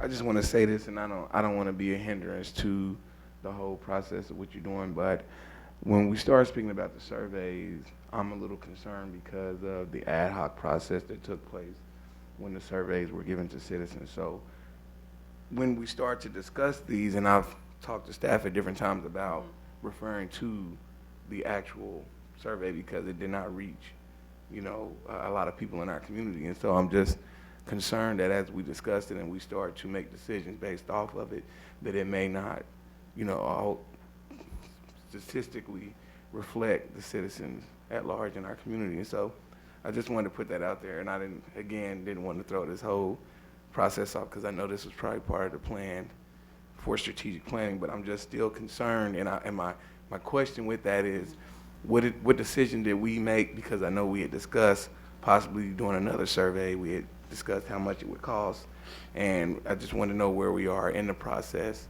with that while we discuss this. And I will flip that question to the county administrator. Probably a couple different things to respond. I know you have made the comment about the statistical, say how correct the survey is, where it's at, and I believe while you've questioned it, we've shown, I mean, we brought in one of the most reputable firms in the country to do this survey, and they have stated this is an accurate survey across our community. And I think they showed a difference that, well, there was a 2.5% margin of error across the entire city. If you broke it down by commission district, Lou, if I'm off there, I think they showed if you just went back to that specific district, you may have a 5% margin of error, something like that. It was a little bit more. So it was a very statistically valid survey that we put forth. So I think the data that we have been and we've been relying to from a survey perspective is good. Now, we talked about doing another follow-up survey this spring. This summer we opted that we hadn't been able to make the impacts and changes probably to our overall city to change things or move the dime from where we were last winter. So we did not fund it to move forward and do one now. So we don't have another one funded at this point. Okay. So when this survey went out, how many people did it go to? I believe the number was around 1,200 and some. You have that stat up there? 1,200, like 1,259 completed it. How many people did it go to? That I don't know how many people it went to. Lou, do you have any idea? I think the response rate was over 30%. 4,000. 4,000 to 5,000 probably is how many it went out to in the community. Okay, and then how many completed it? Around 30%. So 1,200 people sent the surveys back, Yes. and it was sent to 45,000 people. 4,500. 4,500. And how many people are in this community? 150,000. That's Or what I 160,000, I guess. and that's what I mean when I say not statistically representing the people at large in our community. And so I'm willing to sit and watch and listen, but I just feel like this doesn't reflect the community at large, whether they turn them in or not. Okay, well, I mean, I don't want to argue the statistics on a valid survey, but they'll do surveys nationwide that are come back that'll have 3,000 or 4,000 people respond to them. So, point taken that you're in disagreement with the validity of a survey. So this is just a listing, again, of the top priorities for the city and county services, as we already discussed. One slide that I did not share with you is that really the community issues that are most important to residents are safe neighborhoods, schools, and jobs. So I would suggest that schools are not necessarily something that you all have a direct influence on. However, safe neighborhoods, and there's a lot that goes into making a safe neighborhood, and jobs, that job creation piece, I would suggest that you do have a significant influence on. And lastly, there was strong support that was indicated for the unified government to do more to promote economic development. So the purpose of this was just to remind you of what the residents said in February. Just again, that kind of formal way to get that feedback. So I'm happy to answer any questions that I might be able to, but if not, I want to go ahead and turn your attention to the goals that you've established to achieve your vision. I'm just going to pass these out. These are the goals.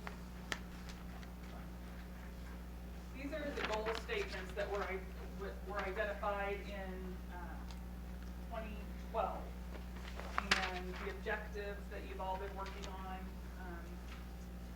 as a body through your committee structure, through your employees. I'm trying to support these goals, so I'm going to pass these out.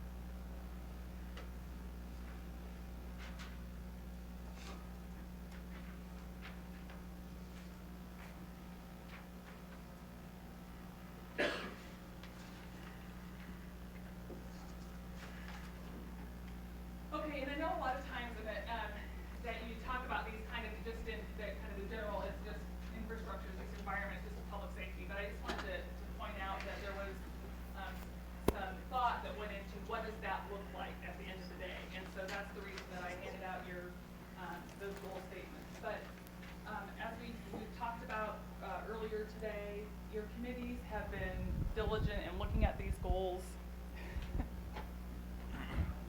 The committees have been diligent about looking at these goals and working them and making sure that you're making progress to achieve the vision. But you've also learned a lot. There's a lot that goes into that work. And so we've asked the committee chairs to go ahead and provide a update and recommendations and thoughts regarding the progress they've made, any suggestions they have related to the goals. I was going to start with Commissioner Kane. Just going in. Conveniently run away. So we'll go ahead and go with Commissioner Markley. And actually, Commissioner, if you could, because you're also on the same committees with Kane, if you could cover the other public safety ones briefly.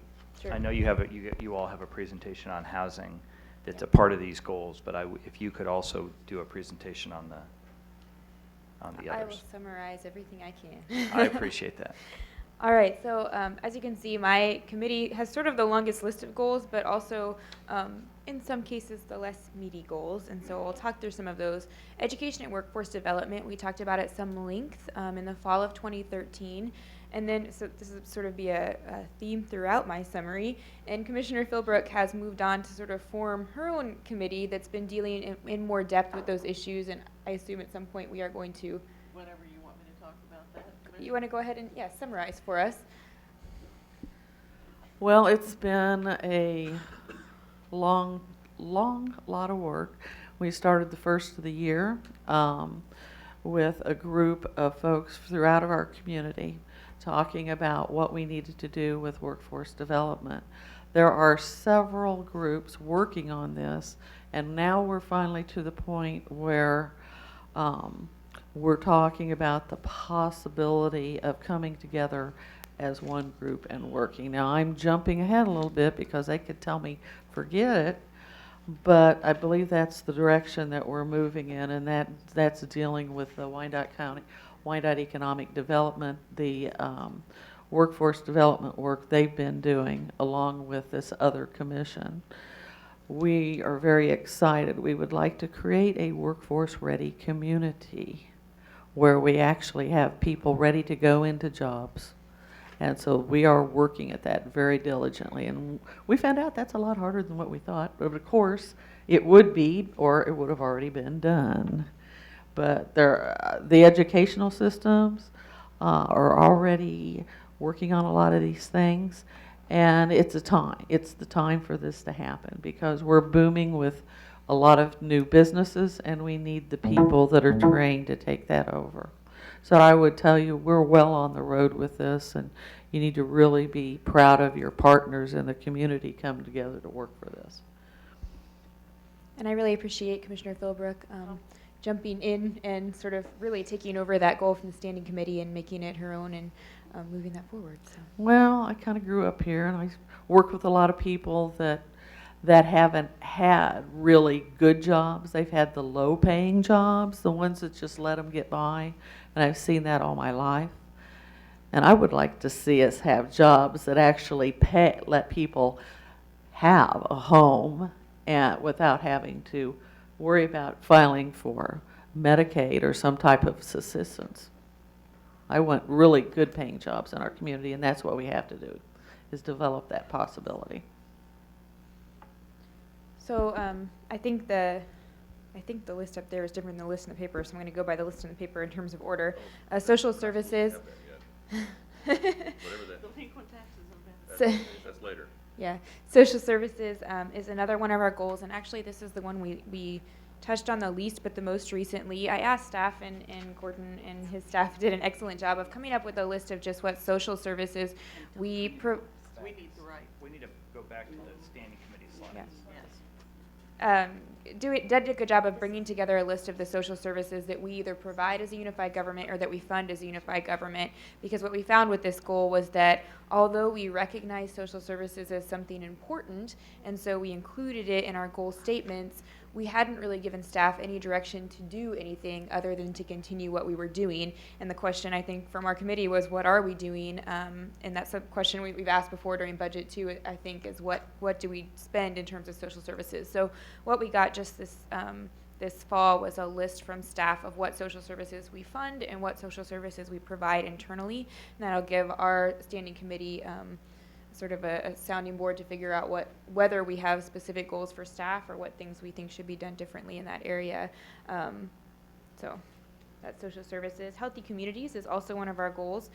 We get regular reports from them. The health department is at pretty much every one of our standing committees. What's unique about that is that there's really another committee also that handles that. So our committee is really just sort of let them forge ahead with the goals that they already had in place. And they just report back to us, and as you all know, we're seeing a lot of progress in that area. They're also, health department is incredible about bringing us grant opportunities, so gold star for them for that. Innovation is a new goal that we added more recently, and we had presentations this spring and summer about what we are already providing online, what's already available, and then about 311 and what opportunities are available through 311 to educate our committee about innovation. And then customer service was our last goal. This is one where I would say I'm not really sure what our committee is supposed to do with this goal. It's obviously a goal. It's really important. I don't know that it's something that a standing committee can really push forward other than to say we emphasize good customer service. We have some new human resources policies, I think, in terms of training that have come through since we set this goal out, but it's probably one that's more driven by staff, and it's not something that we spend a lot of time on. The last comment I would make, just in general, in terms of, Patty mentioned things that we've learned about as we've been going through this process and having our standing committees monitor these goals. I think that what I'm seeing is that we are doing things to move these goals forward. We're not necessarily stating them. I think when we left our last strategic plan, we said, let's all sit down and write out these objective statements. And we really, we talked about it. Like I said, in the fall, we went through our goals. We talked about it. We really struggled with how to do that. But what I'm seeing is that those things are happening. For instance, with Commissioner Philbrook moving forward with this committee, we're seeing the activity. I think that we need to focus on the fact that we're making progress and not knock ourselves down for the inability to articulate that in the objective statements that we hoped we would be able to draft. I think that sometimes it's almost impossible to put a number on what you've accomplished, especially when you're in a formation of something. Because how do you say, this is a 1, this is a 5? A 5 would be if everything was done and it was perking right along. I mean, I think the only thing we could do maybe a little bit better is I could have been coming back to you and say, hey, this is where we are in this process. But sometimes when you're in process and talking with folks, you don't want to alienate the conversation. So I'm kind of reticent at times to share that conversation until there's something formally accomplished. Well, and this goes back to sort of what I said earlier when we did sort of the icebreaker activity, which is that sometimes we don't do a good job of talking to each other about what we're working on with staff. So sometimes I hear about something and I'm like, oh yeah, well that falls under what our committee's doing. That's one of our goals. I just didn't know it was even going on. So I think one thing that we could be doing together is doing a better job of communicating what we're working on, which are really those action steps that we want to see happening. We just never wrote them down in our pretty plan as action steps. So I was really frustrated at first when I thought about strategic planning and about talking to you about our goals, because I thought we didn't write the statements. We were failures. The statements were not written. But then when I started thinking about it, I thought, but we're doing some really good things, and we are making some progress that we wouldn't have made without setting these goals out in strategic planning. We just need to figure out a way to make sure that we're recognizing those action steps that we are taking.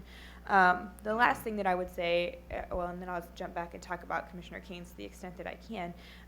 The last thing that I would say is it wouldn't hurt my feelings if we discussed restructuring this to be more suited to our survey results. So our survey results said focus on these areas.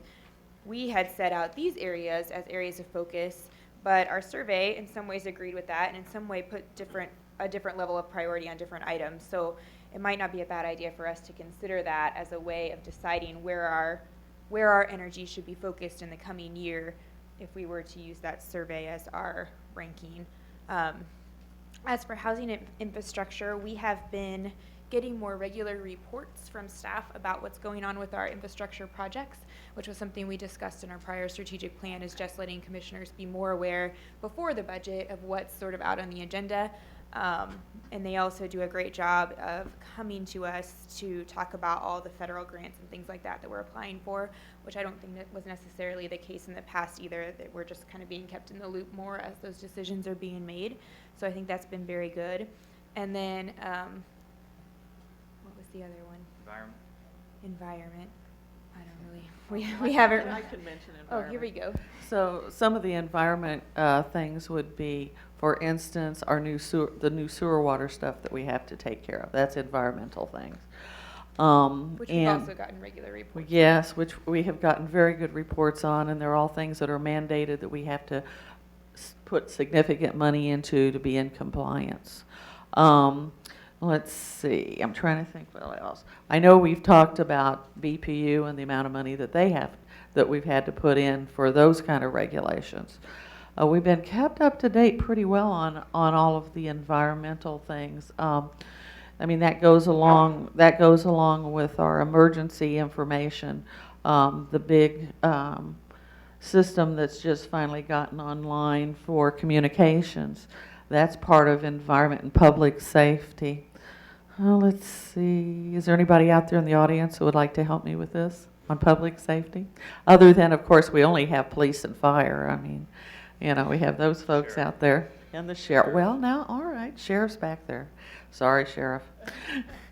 I know he works so quietly in the background. We have been getting regular reports on the surveys that we have asked for and Yes. where those sit in terms Yes. of The status. studies, you mean?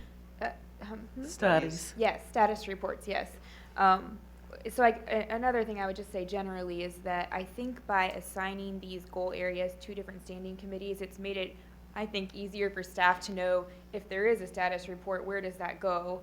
And so I think we've seen a lot more information come to our standing committee just in terms of staff saying, oh, well, such and such is going on. Who do we take that to? Oh, well, that falls under this goal area. So I hope that's the case, but I feel like it's the case that staff is more sort of, it's easier for you guys to say, oh, well, let's just take this to the standing committee that it falls under. So that's been nice. I really appreciated it, that we have the opportunity to really learn in depth what's going on through the administration and through these different departments.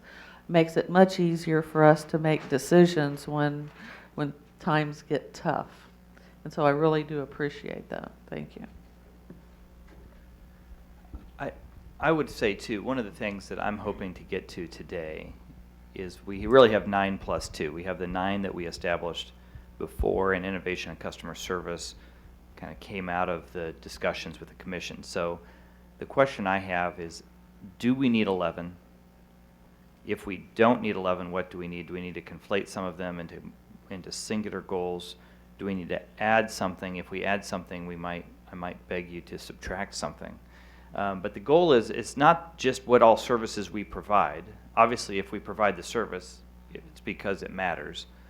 But there's 2 ways, I think, to establish goals. One, if we just put up amount of money we spend on them, then that would give us an ordering of goals, just the financial, just the reality. I mean, public safety would be number 1. We spend more than 50% of our budget on public safety. That's our number 1 goal by any standard.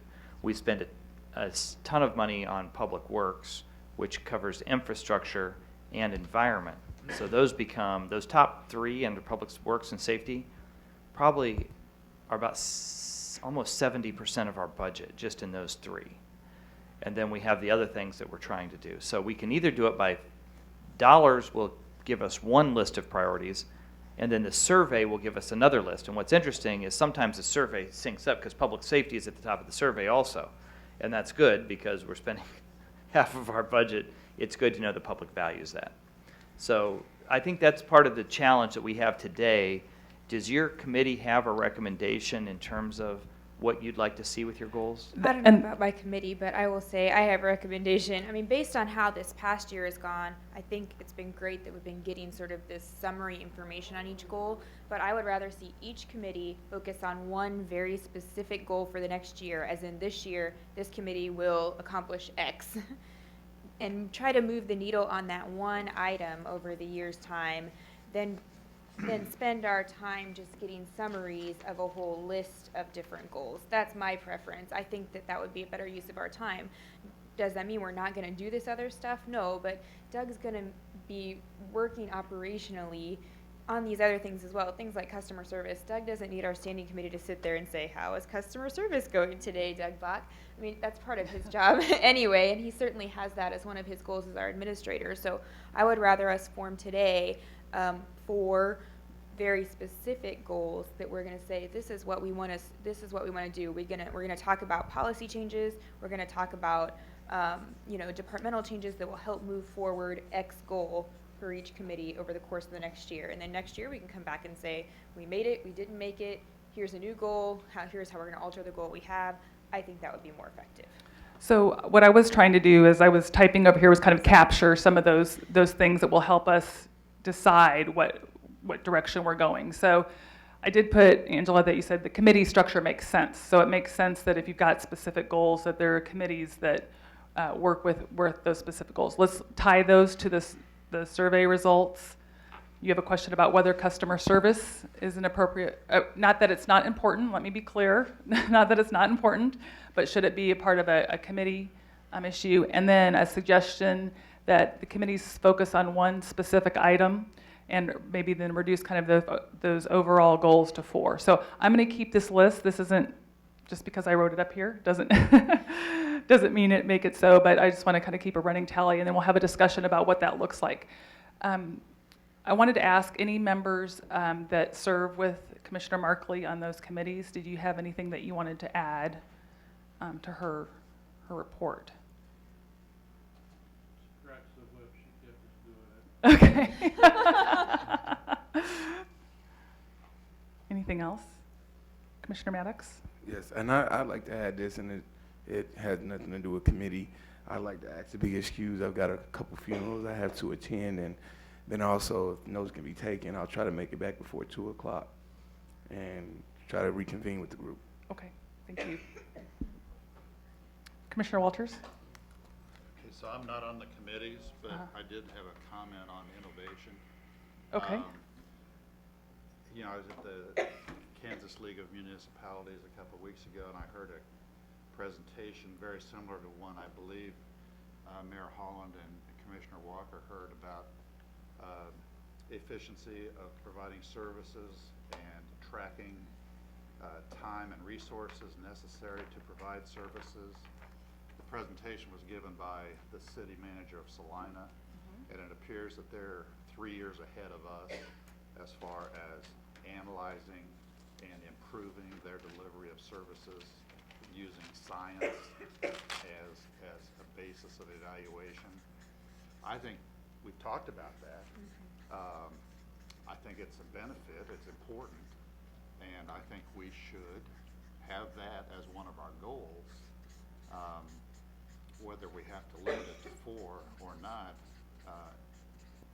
that innovation goal would potentially help us address many of these other goals.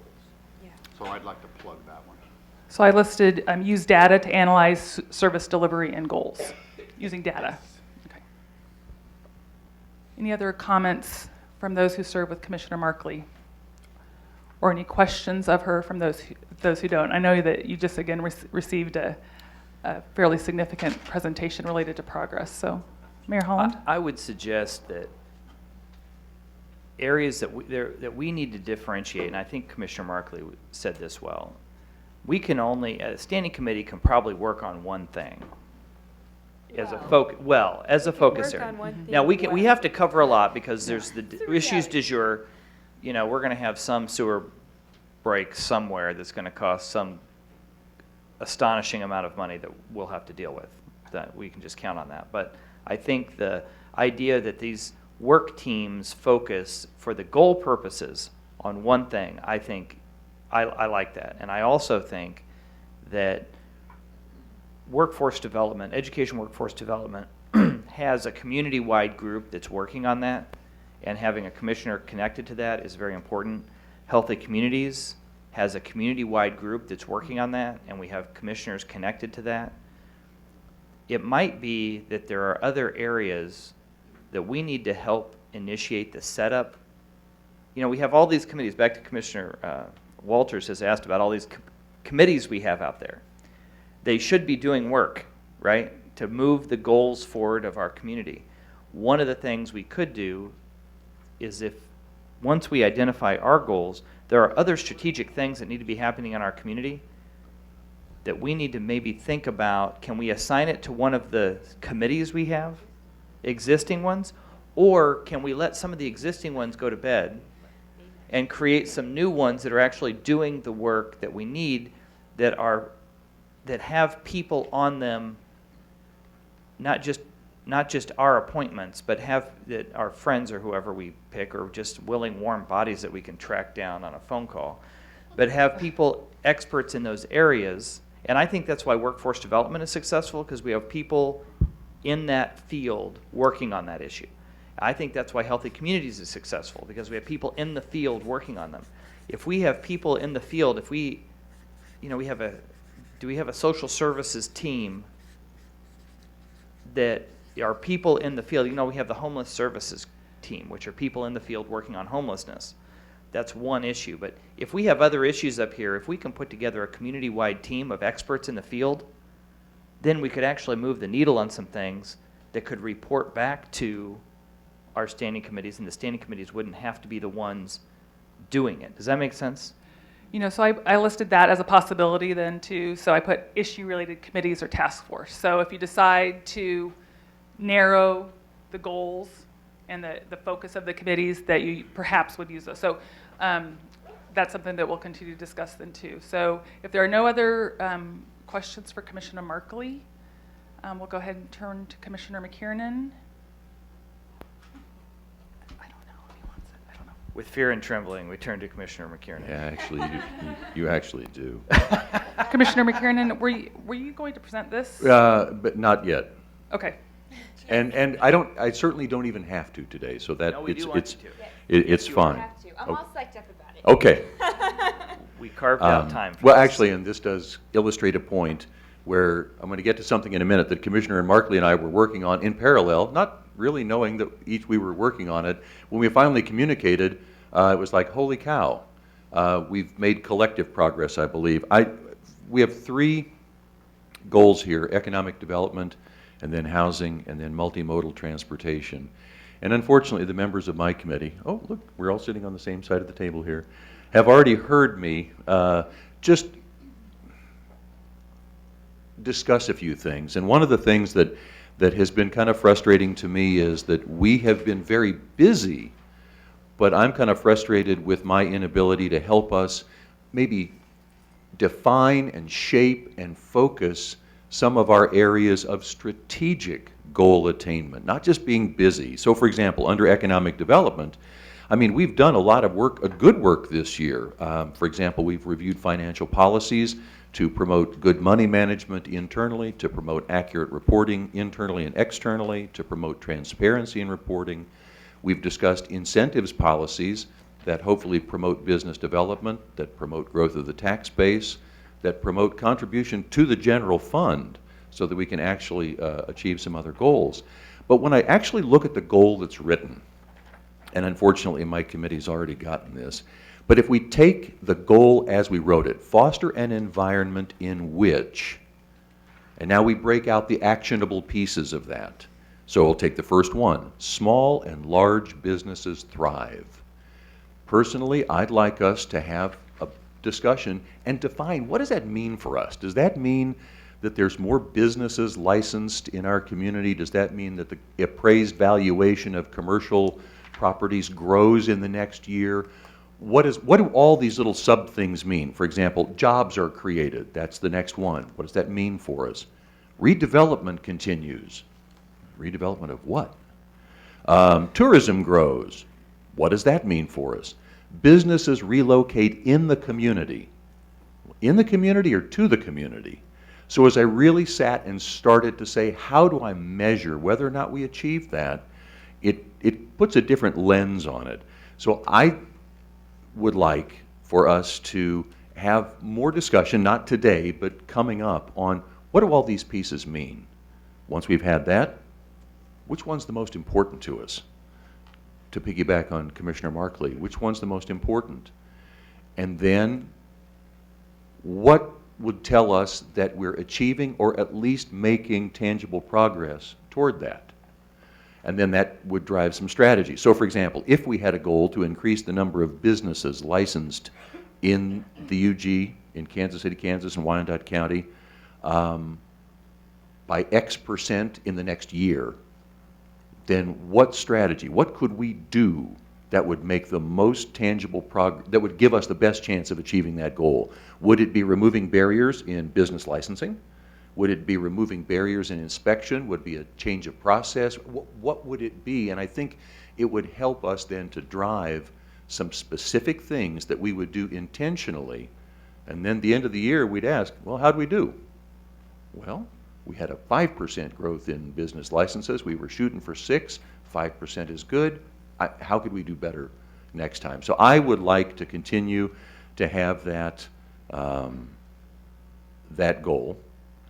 That I would like us to continue along that line in defining what do we mean, which is the most important this year, which is not only the most important internally to us, but which one of these things that we have on here is most important to our people per the survey results that we have back, and set some measurable goals for a year's time, then develop strategies collaboratively with the staff.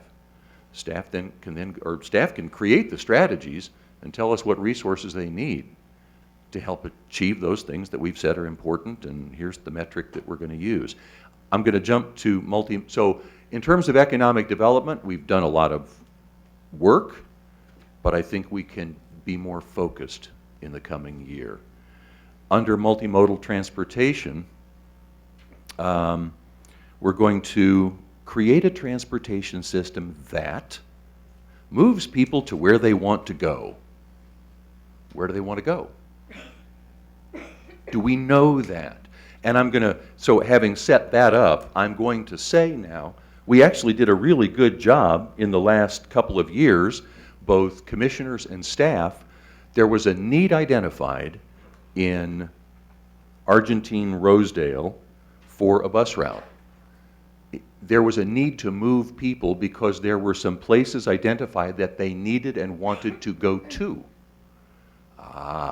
That now, and we, by the way, as Commissioner Markley said earlier, I don't think we're taking credit for the fact that this bus route, a need was defined, a strategy was implemented, the bus route is operational. Now we can actually measure linear miles of bus coverage or the number of people that are transported in a particular area or to a particular destination. So here's a case where we've got a win and we're not marking it against what we said that we want to accomplish. Commissioner Maddox has verbalized a desire to move more people on the 101. What's that going to take? More buses, more frequently? So again, I think if we can identify those, then it starts to drive strategies more directly than we've been able to. Can I speak for him for a moment? You may. You know, that'll be fine. He and I talked about this because there was an additional bus added to the 101 route because of the need of moving people back and forth, up, down. Yes, and a bigger bus. So those things did happen. So I know he's happy about that. But I think he'd like to see more bus routes up in his around and through his area. But other than that, So, and then when we go back to the area of housing, which is the next one, our goal says we're going to develop policies and programs that grow neighborhoods to their maximum potential.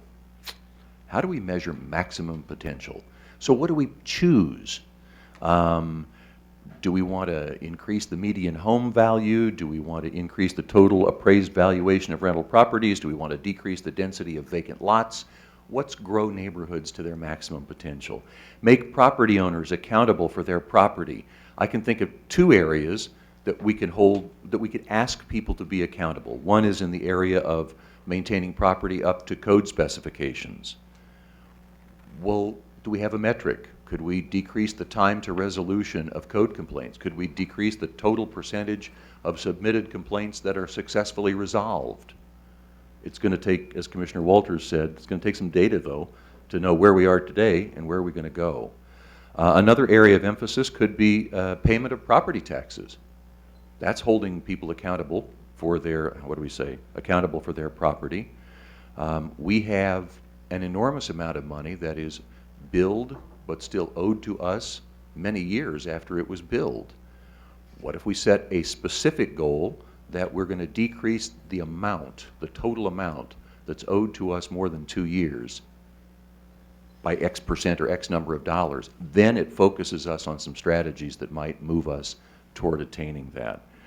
Foster a diverse housing stock. What does that mean? Does that mean a mix of market rate and affordable, and or a mix of single family and multifamily, and or a mix of owner occupied and renter occupied, and or something else? And maybe I'm the only one who doesn't have vision on this, but I lack clarity on not only how we choose to define this, but how we might choose to measure it and prioritize it, and then hit that one out of the park and come back next year and say, we made progress on that particular goal that's important to everybody in the community. So with that, if the commission would indulge, Commissioner Markley and I have, we've been working on something, and we're going to ask, because a lot of these things will take policy implementation, policy changes, policy approval. And so we're going to throw out one possible way that we could possibly move the needle on 2 of these things, and just throw it out to you today, knowing that we'll get specific feedback later. Well, and I want us to watch 2 things. One, the content of what they present, but also the process that they've gone through working together. Painful process. Yes. Like I mentioned, not because the personality's involved, but because it's just been very complex. No, that's right. And I think one of the things that this can model, and I think there's 2 values to this. One, we have an opportunity to make some policy changes in terms of how we approach this issue, and that's one of the things they're bringing to us. The other is, though, as we look at other areas of need in our community, there may be a model that they've established in terms of how we get after them to move the needle on something. So I think the content is important, but I also want us to be mindful of the process they've been working on, because I think it's the quality of the process that's brought the good content forward. Before we jump to that presentation, I just want to make sure that the kind of the takeaways in terms of the committee work from Commissioner McKiernan's perspective, really defining, being specific about what those goals mean, being really specific. And then how do we measure that?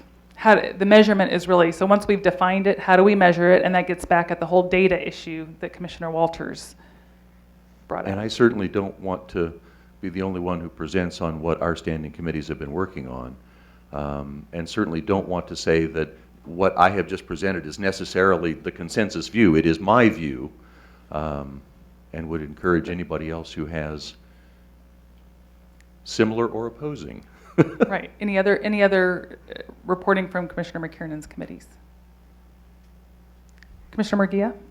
Yeah, so I just have a couple of comments I want to make sure that I make on the record so that everybody's very clear. When we did these goals last year, so it's pretty generic comments. When we did these goals last year, I didn't view them as goals.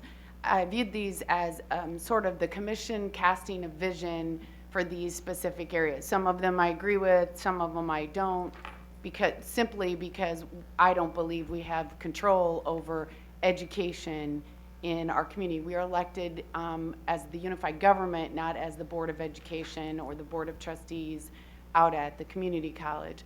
So I think it's important for us to stay focused. So regardless, though, these are the topics, and I'm fine with that. And the overall vision that was cast, which I would call a vision, is fantastic. What I'm more concerned about, and what I thought we had intended to do over the last year, was to develop specific measures for this vision that we had for our community. So I haven't seen that happen, and I'm disappointed by that. And I've had some observations over the last year that that maybe I could offer my input on how to improve that process for the next year. So some of the things that Commissioner Markley said, I agree with. For example, I think we have underutilized the survey that we did. Now, I'm not going to get sidetracked. I also agree with a number of comments that Commissioner Maddox made in regard to the survey. One, regardless of what is statistically significant or not, I don't think I'm arguing the outcome of the survey, but from the perception of the greater community, when you have a community of 150,000 people and only 1,200 of them return to survey, it doesn't really appear that we want the community's opinion. And even if all 4,000 people had filled out the survey, when you send out 4,000 surveys for 150,000 people, that doesn't send the message that we really care what the people of our community think. So I'm not going to get sidetracked on that. I have definite opinions about the survey. I was very vocal about that when we got the results. I submitted a number of questions that I believe were intentionally left off, but regardless, they were left off. I don't think that this, when I first brought up the survey, the whole point of the survey was so that each commissioner would be provided much more detailed direction within their districts. And I don't believe it went to that level of depth. And I don't believe that each commissioner had the opportunity to submit questions that would provide them better guidance within their district. So I'm disappointed, and I said that last year, and I'm just reiterating that. But all of that said, we spent money on this survey, and it does give us an overall general sort of broad idea of these specific areas that our county, they would like to see our county focus on. So what I'd like to see us do is utilize that survey as feedback on the basic services that our government is set up to provide. I also don't want to be adding a lot of things to those core services that government is to be doing, because we have a big enough job. Adding things to that list is just overwhelming people. So I say we work with our administrator to stay focused on those very specific goals that are the job of government. And underneath all of those very specific line items, that we set measures. So if people want better roads or more roads, whatever the people of this county want, we should be able to measure that. It's pretty easy to say we laid 100 feet of road, and then the next year we laid 1,000 feet of road. If it's about improving the roads, we can say we improved 100 feet of road versus we improved 1,000 feet of road. Those are very specific measures that everyone gets throughout our community. So I'd like to see us link our specific goals to our survey via measures, very specific measures. I'd also like to see that, though and this has been a recent change of mindset for me, I really appreciate all the work Commissioner Markley and McKiernan have done over the last couple of years. I mean, nobody on this commission is more willing than to roll up their sleeves and put pen to paper, and they're both very bright. Commissioner Markley's an attorney, Commissioner McKiernan's a professor. I mean, incredibly bright people. But I don't really believe that's the role of a commissioner. The role of a commissioner is to approve policy. So what I'd like to see is our administrator and his staff take the survey based on the specifics of what the survey lines out, work with ETC, the survey company that has very highly educated professional people in this kind of work, to come together with some measures and to keep our administrators focused on what government is intended to do and not get him off on 20 different tangents and overwhelm him in his first year on the job. His job is to be a county administrator, and I keep seeing over the last year, we keep piling on things that really I would question whether they fall underneath the job description of a county administrator. And when you do that to people, you get too many things going, and then they're not good or effective at anything. And I would hate to put Administrator Bach in that category, because I don't believe that's the case with him. I think he's capable of a lot, but he is entitled to very clear direction. So I'd like to see him and his staff, who I think have the ability to be very effective, but they need to be given the opportunity by having input on these measures. Then I think staff could return those to the appropriate standing committee. They could return those to the appropriate standing committee. And I'll close with this. The article that Commissioner Walker was referring to was one that I sent him, and it was in regard to, and I'd be glad to send it to others if they're interested, incremental change. And I think if you look at research across the board, it will tell you the best way to get where you want to go, no matter what your topic is, no matter what your issue is through incremental change. If you're on a diet and you want to lose 50 pounds, and you say to that person, you can only tell me when you lose 50 pounds. That's all I want to know. I want to know the end result. Well, some of the commissioners have reported on things today, and they feel like they can only report when they can cut the ribbon, or when they can have a big announcement, or there's a big event that occurs. I disagree. I think losing 2 pounds in the first week is a big deal, because it's leading you to the 50-pound weight loss. So I think like I said, and I'll go back to, I can't support Commissioner Walter's initial comments more. I don't want to focus on, Kansas City, Missouri, or Johnson County. I really don't care. I want to focus on, and I don't want to focus on images or things like that. I want to focus on the core services, what unified government is supposed to do. I want to measure those in a very specific way that we can show progress in those areas. And at the end of the day, I think we'll lose those 50 pounds of dead weight that we've been carrying around for years. Okay, thank you for that. And I don't want to speak for Mr. Bach, but as a former staff member myself, I'm sure he appreciates a narrowing of the focus, right? And a shorter list of what's the most important for you all to have the staff achieve, right? And so I'm hearing some consistent comments here in terms of let's narrow our vision, our approach. Let's focus on what we have a direct effect on, right? Let's use data. Let's be measurable in kind of that approach. So after Commissioner McKiernan gives his presentation, what we're going to be doing is coming back to this discussion and determining, okay, so what are those, if it's 4 areas, as Commissioner Markley suggested, so there's one associated with each committee, fine, what are those 4 areas? If it's broader than that, what are those? So that's going to be the next step as this part of the discussion.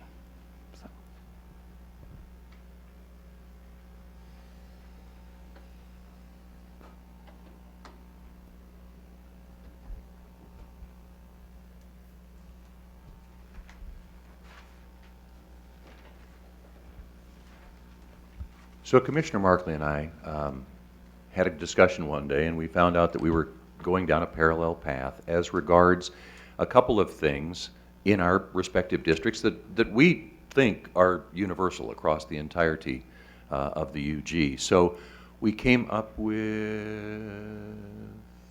there we go. So one of the problems or the challenges that we have, we were thinking about, is we do have a large amount of uncollected, billed but uncollected property tax. And as a matter of fact, there's a lag in this. We have over 4,000 properties that are currently eligible for tax foreclosure sale with total outstanding taxes owed of $30 million. There's many ways to reduce that figure. We're going to just suggest one possible strategy that would reduce the number of properties and reduce the total dollar amount although our strategy won't necessarily result in collecting all of that outstanding. It will reduce the total amount owed and have a positive effect on the backside.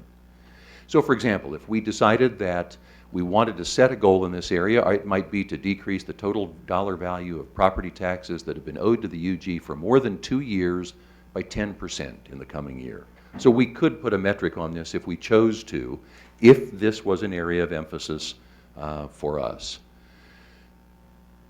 Possible strategies to do that: more aggressive collection efforts earlier, for example, putting people in the Kansas Set-Off program at 2 years rather than 3, start to abstract properties for the tax foreclosure sale at 2 years delinquent instead of 3 years.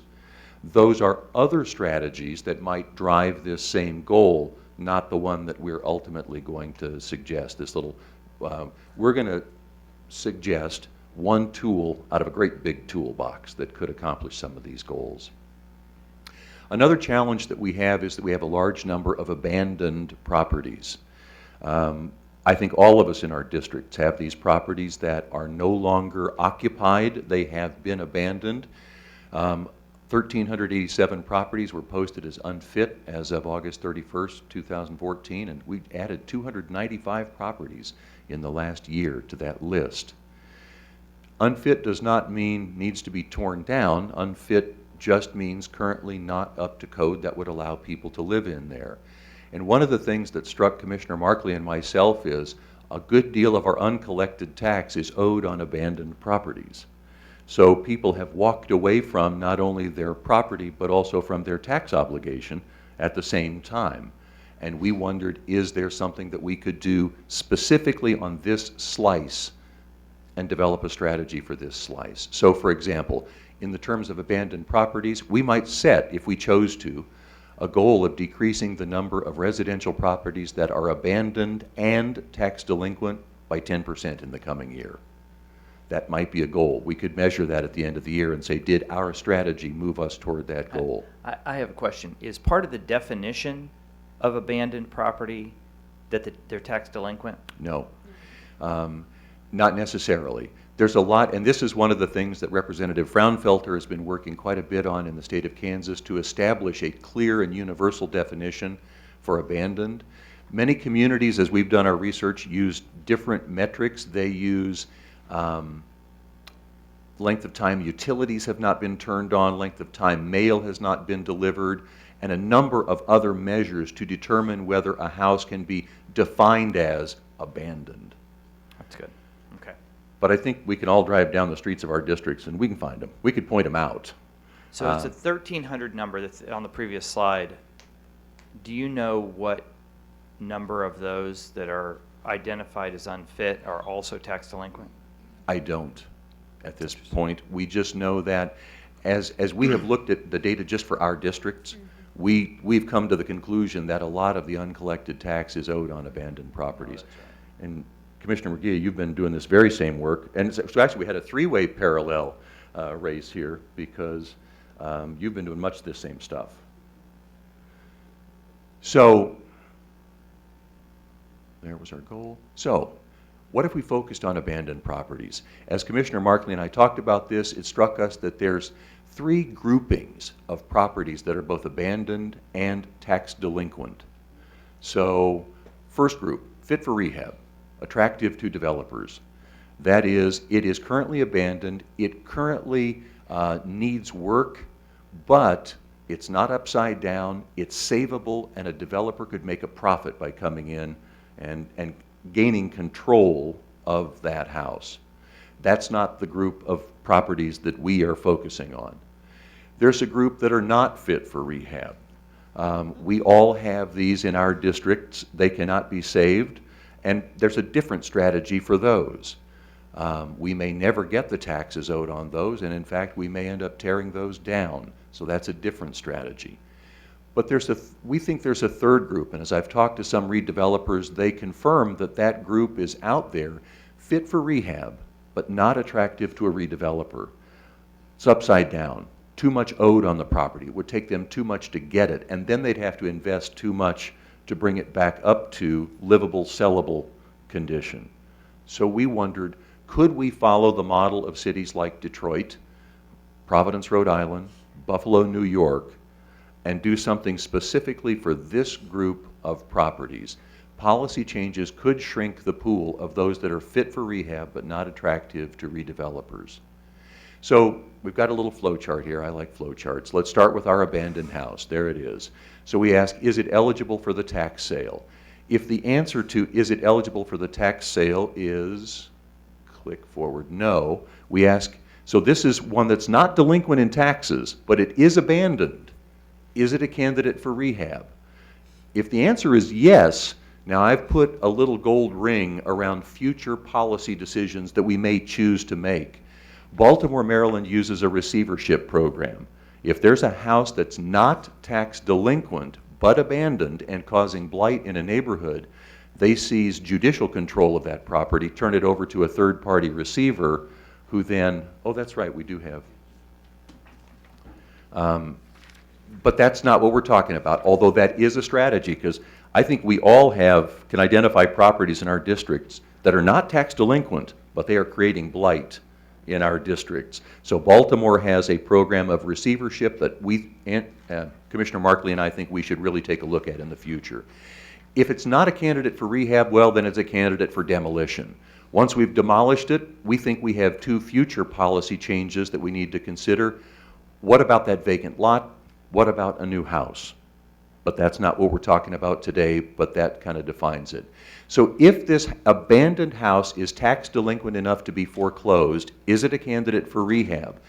And we've got so many details that need to be worked out here. Who makes the assessment, the foundation? What are the points on which we say, is it a candidate for rehab? But if the answer is no, well, then we're right back to demolition.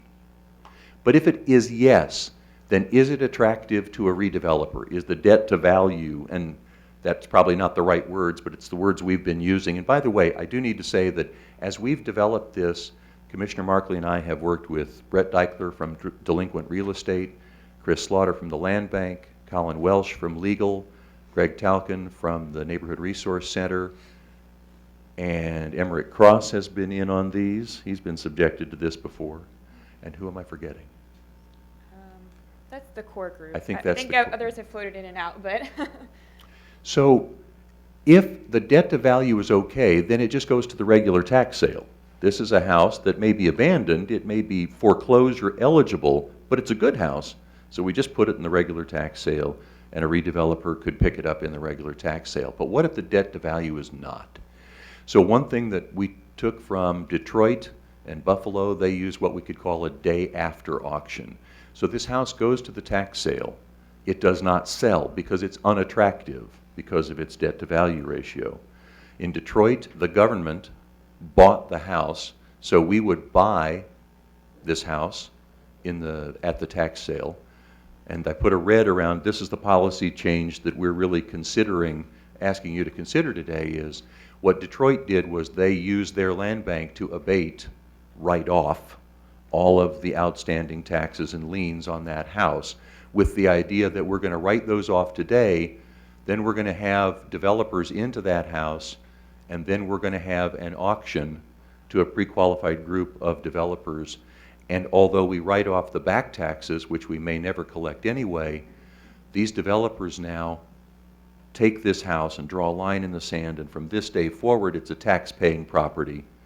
And from this day forward, it's an improved property, because in Detroit and Buffalo, redevelopers have to sign an agreement that they will meet certain performance metrics in order to get this house at the day after auction. So the developer then rehabs and sells the house. We also thought there could be a parallel to this where it might not go into a day after auction. We called it facilitated transfer. Both Commissioner Markley and I were approached by people who said, we see that particular house. We have the means and the desire to rehabilitate that house, but it's upside down, and we won't be able to really do that. So what if we negotiate with the developer ahead of time? What if we as commissioners said to a developer, that one house, if I could strategically fix that one house, it would clean up this whole side of this block, and it would stop dragging property values down. So we might strategically approach a developer and say, can you do that one? And if they say back to us, it's upside down, sorry, I won't do it, Do we have this same, so once again, it goes to the tax sale. If no one bids on it, and it's likely they won't, we buy it. Here again is the policy decision for us. Do we choose to abate the back taxes and liens, write them off? We finalize our agreement, and then the developer rehabs and sells. As I've talked to property redevelopers, they have all said, looks good, I think we could make this work. They've had several suggestions for some of the specifics of this, but one of the things that we decided ultimately is now up in the top left corner. To make this work, we're going to have to make two other policy and funding decisions, and that is we think, Commissioner Markley and I think, that increasing the capacity of our land bank would be critical to this, because there would need to be not only increased management or handling of these properties in the abatement process, but we'd also have to begin a more aggressive marketing effort in terms of marketing not only our vacant lots, but now any structures that might come through this process. And so at this point, I was going to turn it over to you. So just to sort of summarize this whole process, as the mayor referred to, it's been a long process. You know, Brian and I both saw sort of a related problem, and we did some research about what other communities are doing, and what we found is that the communities that are most successful in dealing with abandoned structures are the ones who use their land bank in a more robust way. And this governing body in the past has shied away from putting structures into the land bank, but we're suggesting that we would start to do that as a means of getting properties back on the tax roll. And then, of course, as Commissioner McKiernan referenced, the other discussion is, are we willing to abate those taxes on the houses that we bring into the land bank? So when they go back out again, those taxes aren't going to be owed, and they're only going to be owed on a going forward basis. This has been a very complex process. Being an attorney, I want to do a shout out in particular to Colin, who comes to every one of our meetings with his literally with his statute books marked to the pages he thinks we're going to reference, with his research done, because there are legal implications to what we're talking about doing here. And there's still probably some of those hurdles ahead as we hopefully move forward with this process. What we're suggesting is that this spring's tax sale would be sort of a guinea pig for us. We would put a few properties through this process, see how it works, and try to work out some bugs.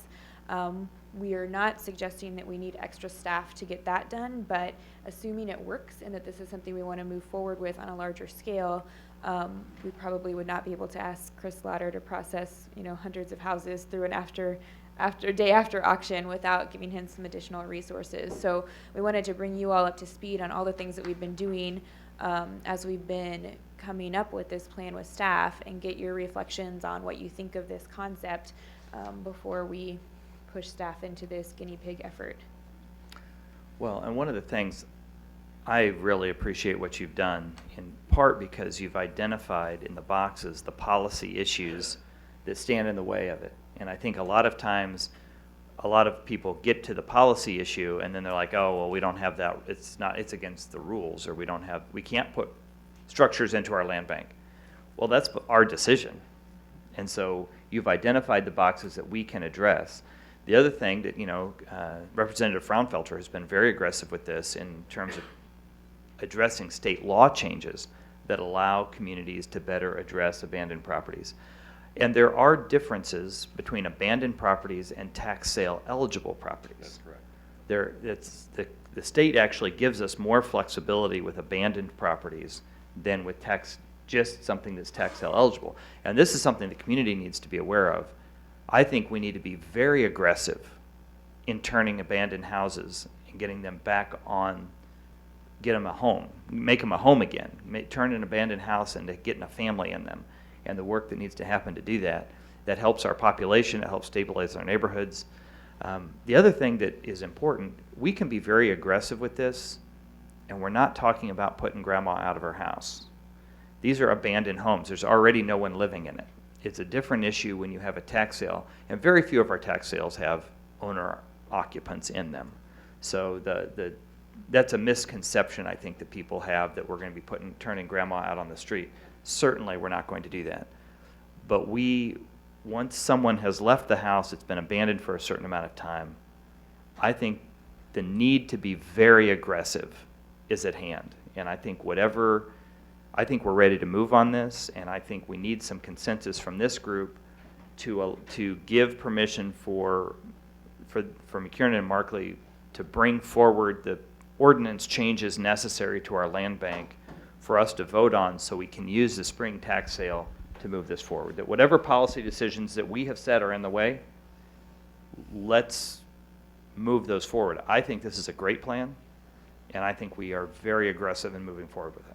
And I will say, we also received the article from Commissioner Murguia, and it was interesting because we just had a discussion with staff. You know, we have been, I don't know how long we've been working on this. It seems like almost a year. It's been a really long time. And our last meeting with staff, we really just said, it's very complicated and legally very complicated, and we said we've been talking about it and talking about it and talking about it. We've just got to take that incremental step, try it out once, and see what happens, because we could talk about it forever, and it's such a big complex issue that we just need to kind of throw ourselves into it. So we all learned from Commissioner Murguia's article. So Commissioner Philbright? Well, I'm gonna drag Jim into this comment. We were at the meeting also at the state level, and when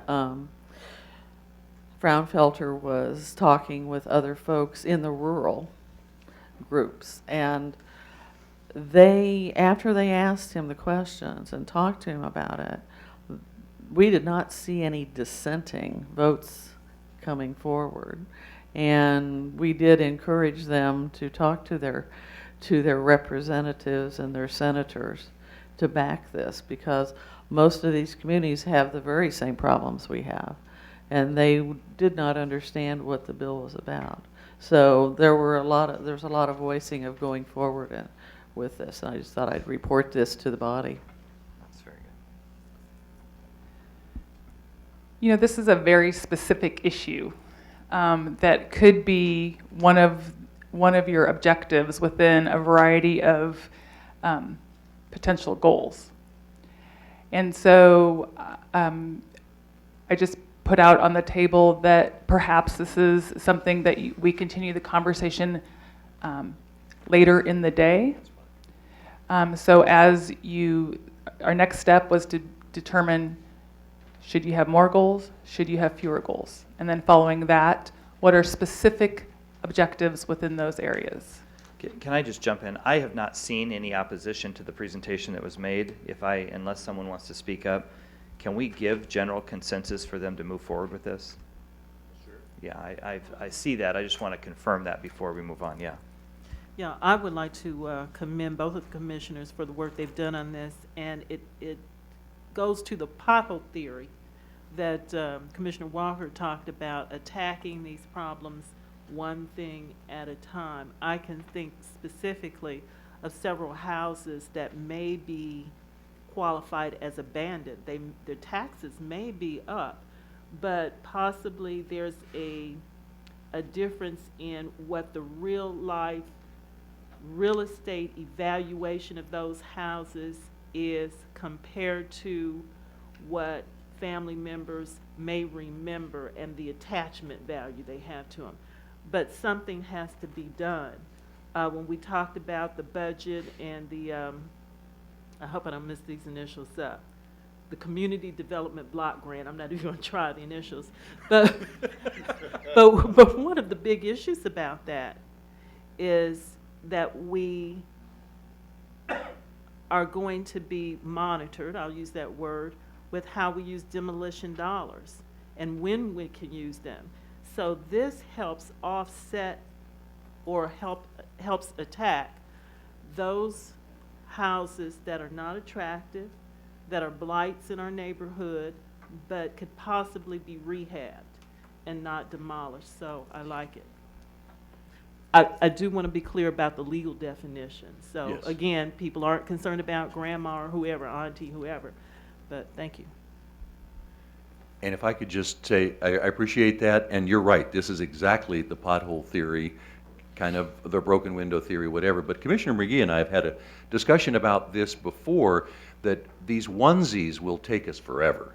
So if we prove this model and say, ah, that's good, then our collective goal is to figure out how to scale that up so that we don't do onesies for 25 years, but we really can get in there. And so this is just going to be the first step, hopefully, on a process that will take us to a much larger scale, a much broader impact across the community.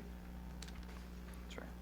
All right, and now to your point, please, about how many. Okay. Didn't know for sure which point you wanted me to make again. So, okay. Thank you for your reports from the standing committee. I'm going to go ahead and move this, but the next step, and are you all, so we're at the hour and a half again. Do you need a 5-minute break? Yes, we do. Yes. Okay. 5 minutes by that clock, 10 after 11.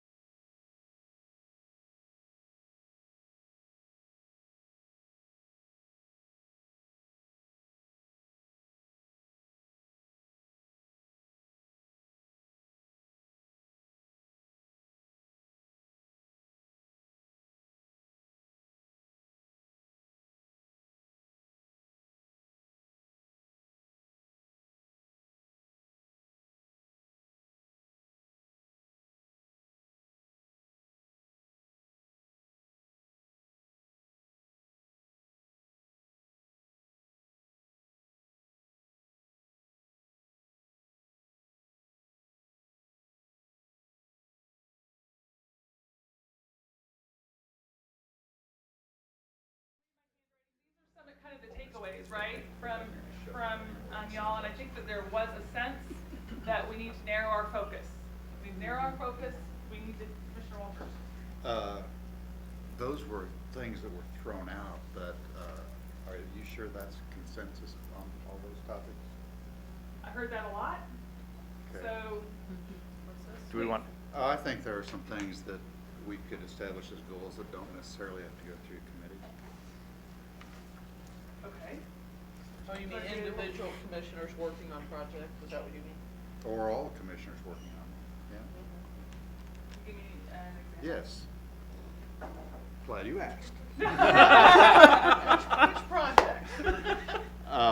One issue that I have, and I'm glad to hear a lot of the other commissioners mention it, one issue I have is the frustration that was voiced about us being able to be responsive and timely on making decisions and implementing programs, process discussion.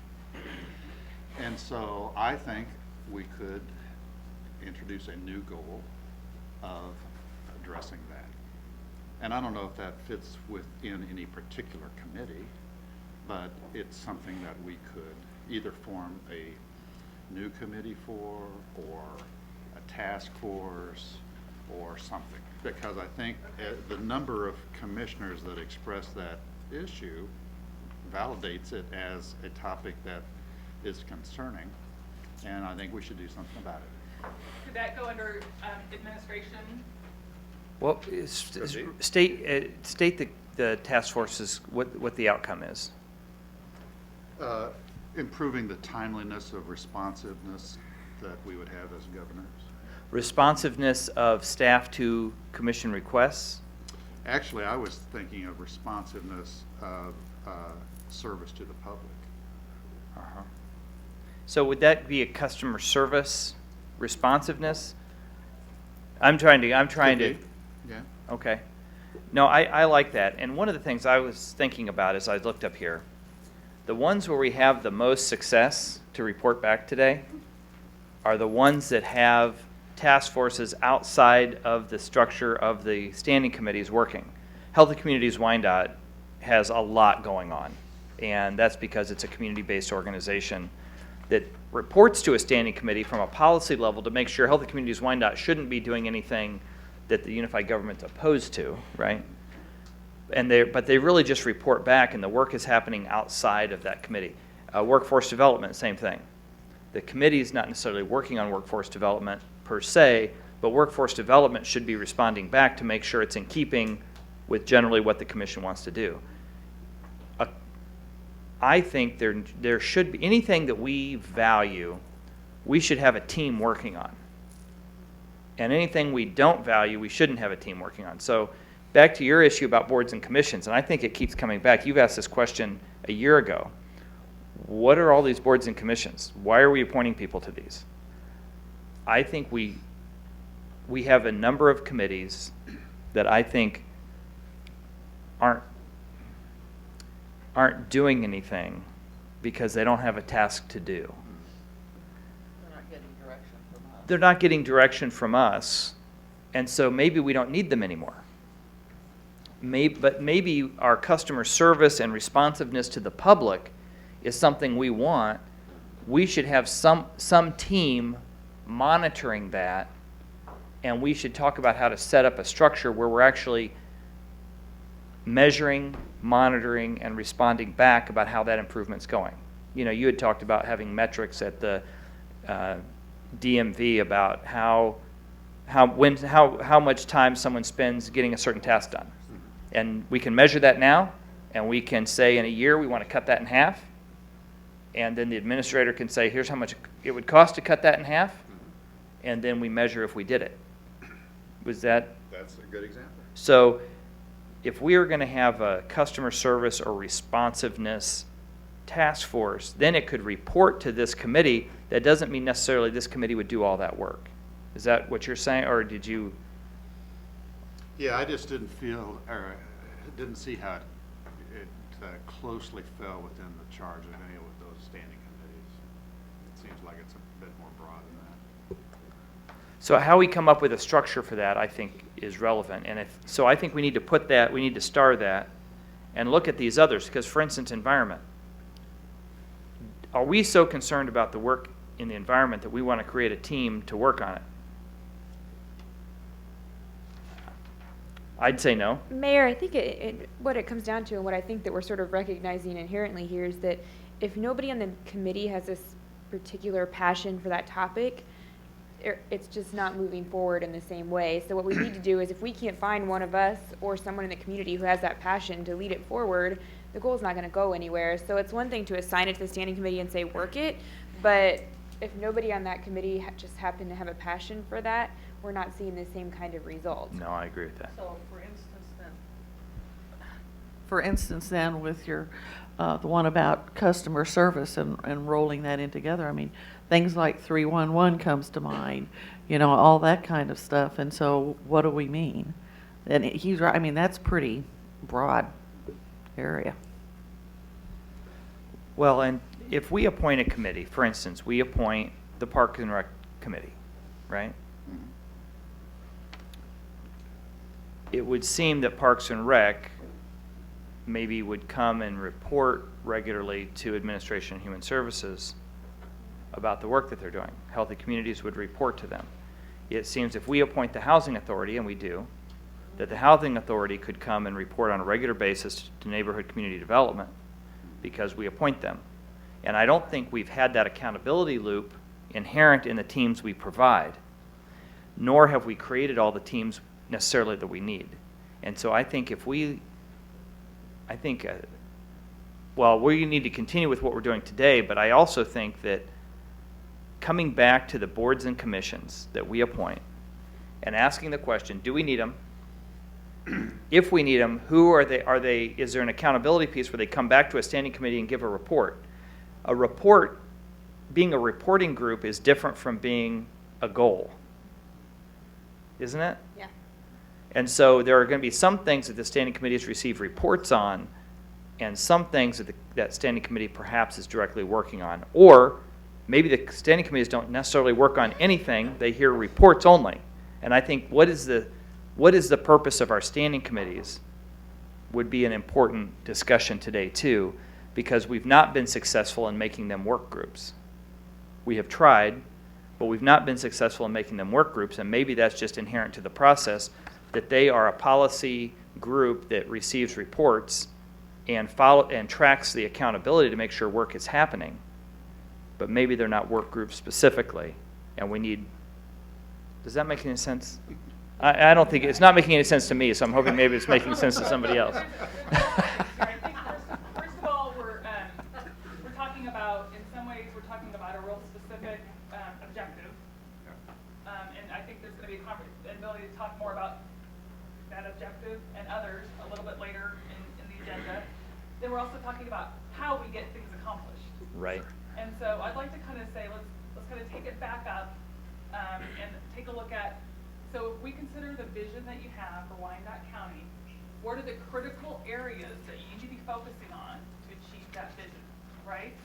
And so, and then how would those be assigned to the standing committee? Now, my understanding is we're not talking about changing the standing committees. My understanding is we're not talking about changing the standing committees at this point, but we're trying to identify what are those categories, those key performance areas that we need to be focusing on to achieve that vision. So do you need all 11 of these, or can you collapse them, or do you need more? And can we focus that in and say, do we need them all this year? Because I kind of hear us saying that we want to have more limited goals for more limited time span instead of the huge, 5 or 10 year vision. So I think we all know that we need all of these things. I think the question is, what is the immediate focus? That's how I feel anyway. Well, and I think that's right, because I think if you look at public works and safety, when there's an issue in whichever departments, they come here for review. And I think there's a role, and what has historically been happening in the 8 years I've been here, is when an issue comes forward, we hear about it then. And there's not been a proactive reporting to the standing committees in terms of those departments and what the departments are working on, et cetera.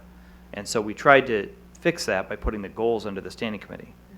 There are certain departments that will always report to these 4 standing committees because as a legislative body, we have to vote on stuff that relate to these topics, and we found it valuable, and I think it's still valuable, to have have people in a specialized area, because it's hard to relearn everything for every event. So to differentiate what departments of the unified government report to these vis-a-vis what are the goals of the commission, right? Yeah, and I was going to say, I think I can even give an example, and since Mike Kane's not here, I'm going to pick on his committee.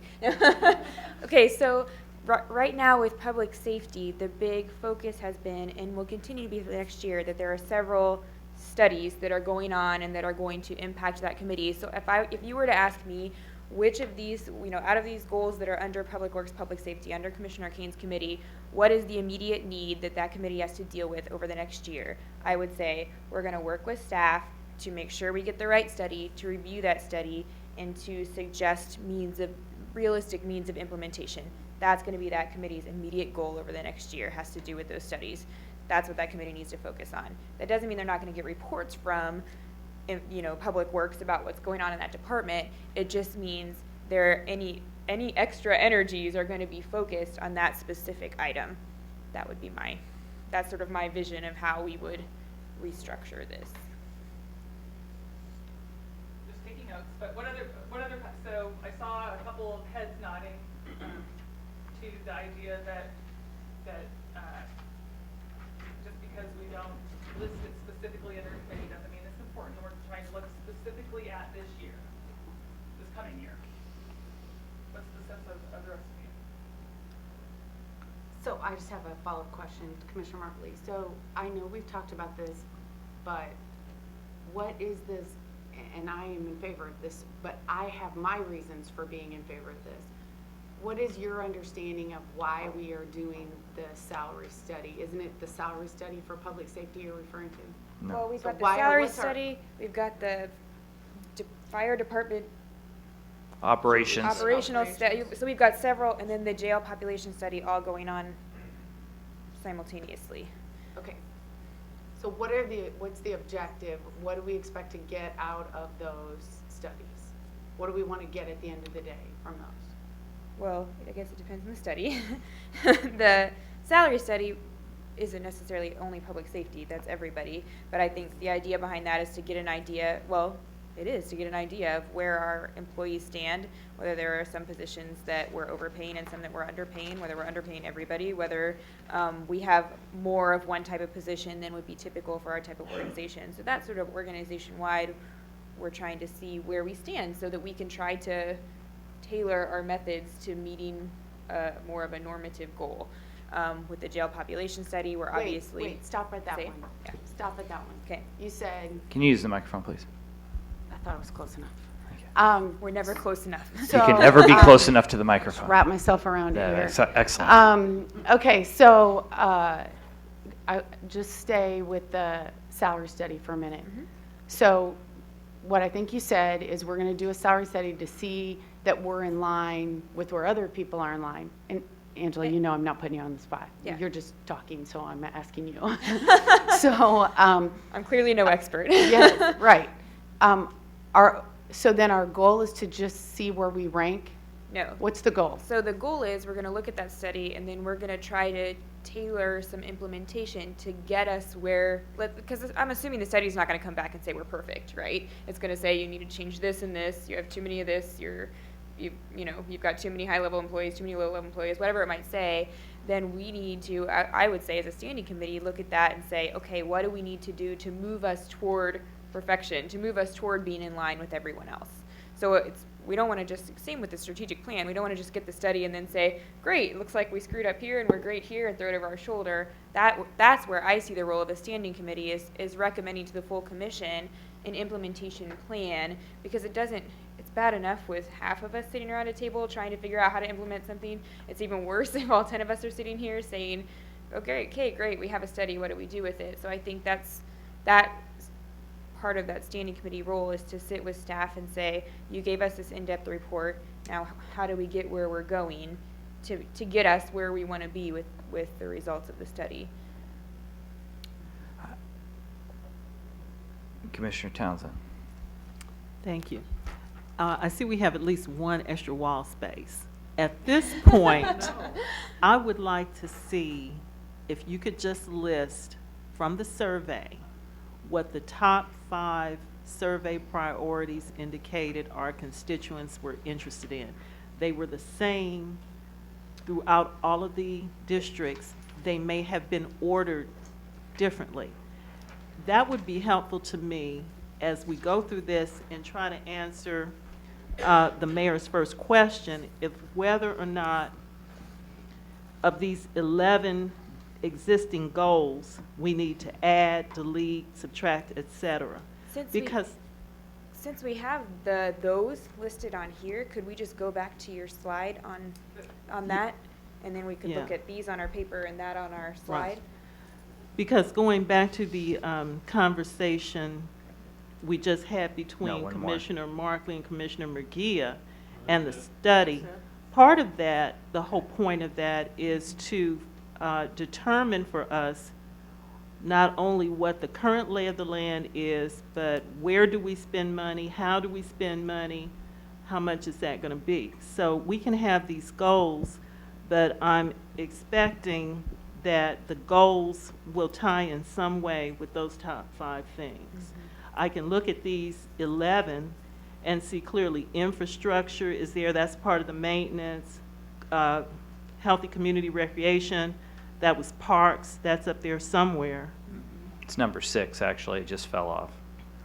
Oh, there was It would another be one. number, I it know would be another number one. 6 overall. It's the city, county is the city priority, but county, I think was. It was 3rd Okay. on county and Well, I think guess 6th I'm on- looking at that in the districts across, because I can see Parks and Rec throughout.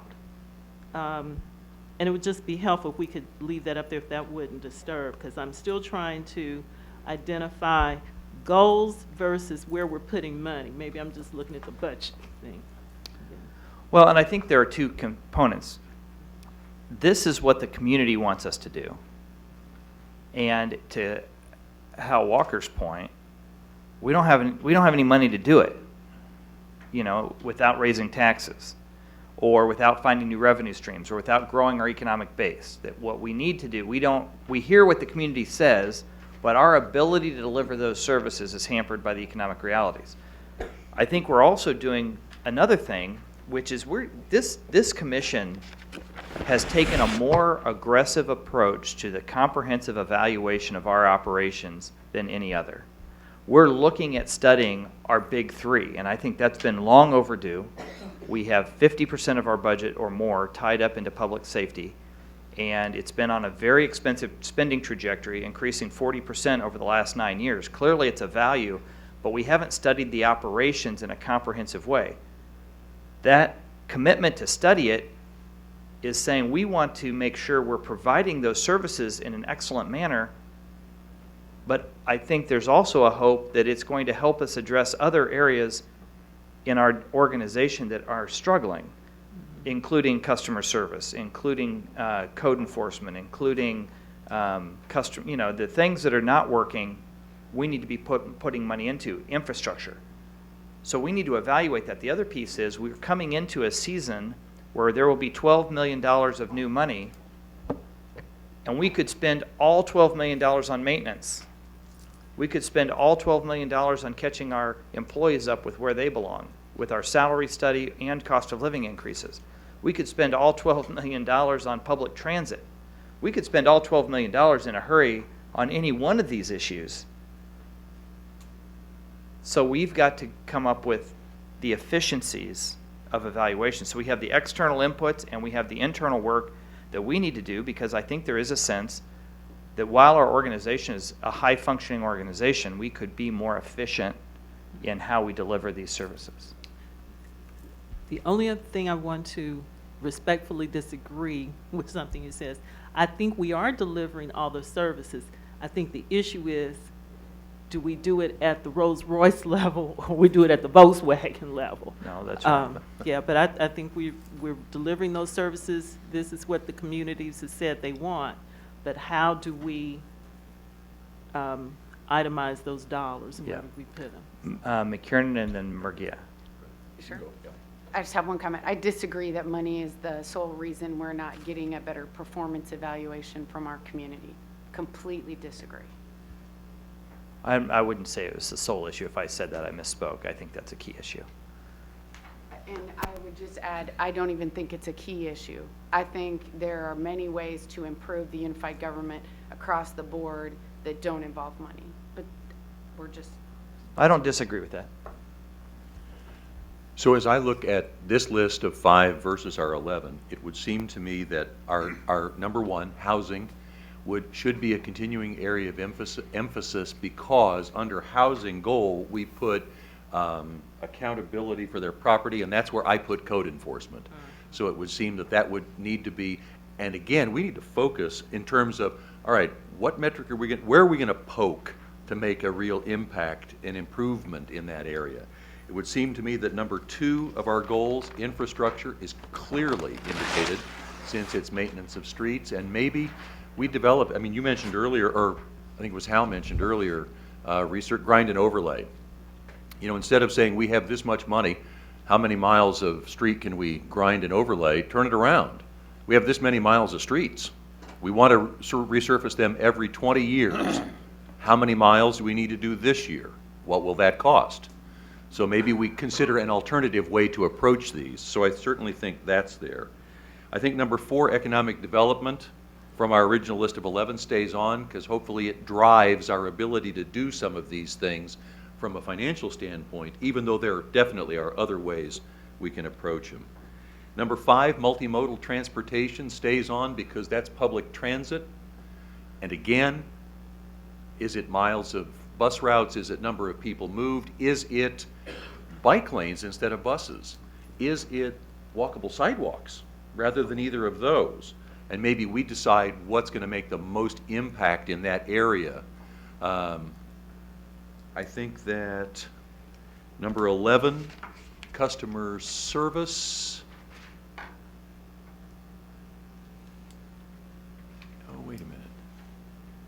It's that communication one that's kind of, the communication could, it's sort of a. Well, a communication and new- customer service, I was it's like expecting to see the innovation motor plus vehicle customer registration up service, there, and 'cause- it's not. yeah. County, and this is city. I think this was taken directly from. Ah, okay, okay. Well, anyway, customer service, and to go back to Commissioner Walters' point earlier, it's huge. And so I think it should remain a focus. So I think and then number 9, public safety. Clearly, it's indicated as an area of emphasis by the people. And to the point I made earlier, maintain and improve further should be our focus there rather than bring it up. Well, never mind. So I've cut the list in half. Just bring this up here for discussion purposes. I think with that link that Commissioner McKiernan just helped, that was good. I think we just knocked off, 2 hours, Mayor, in answering your question? And with the customer service, I think that is part of how we deliver all of these services and how we relate to the citizens in responding. What type of feedback, for instance, does someone who called about a code enforcement complaint get? And even if it may take a while to get to the weed or whatever the issue is, are the citizens being met with a respectful response? That's something we can control. So I think customer service is important throughout the delivery of all these. So are you suggesting that it remain a specific goal, or that it's incorporated into the rest of them, to the rest of everything you do? It's really the way we do business. You know, it could be incorporated into any of them, but because I think this has come through so clearly as something this body is interested in seeing actively pursued, I would like to see it stay as it is, a separate thing, so it's always in the mind of all of us how these services are being delivered, how we are responding to our constituents who call in. Philbrook and then Murguia. Okay, so along with the economic development, safe neighborhood schools and jobs were also mentioned. And so the jobs part, along with the economic development, that means that we have to make sure that we keep under and/or with economic development our workforce development, because it's hand in hand. Can't do one without the other. So you would put the education workforce development, or just workforce development, under the economic development component? It's just part of, I mean, however we end up doing it, but I think that's. I don't care how we structure that, it's part of it. Okay. Because I'm sure they would tell you that at, yeah.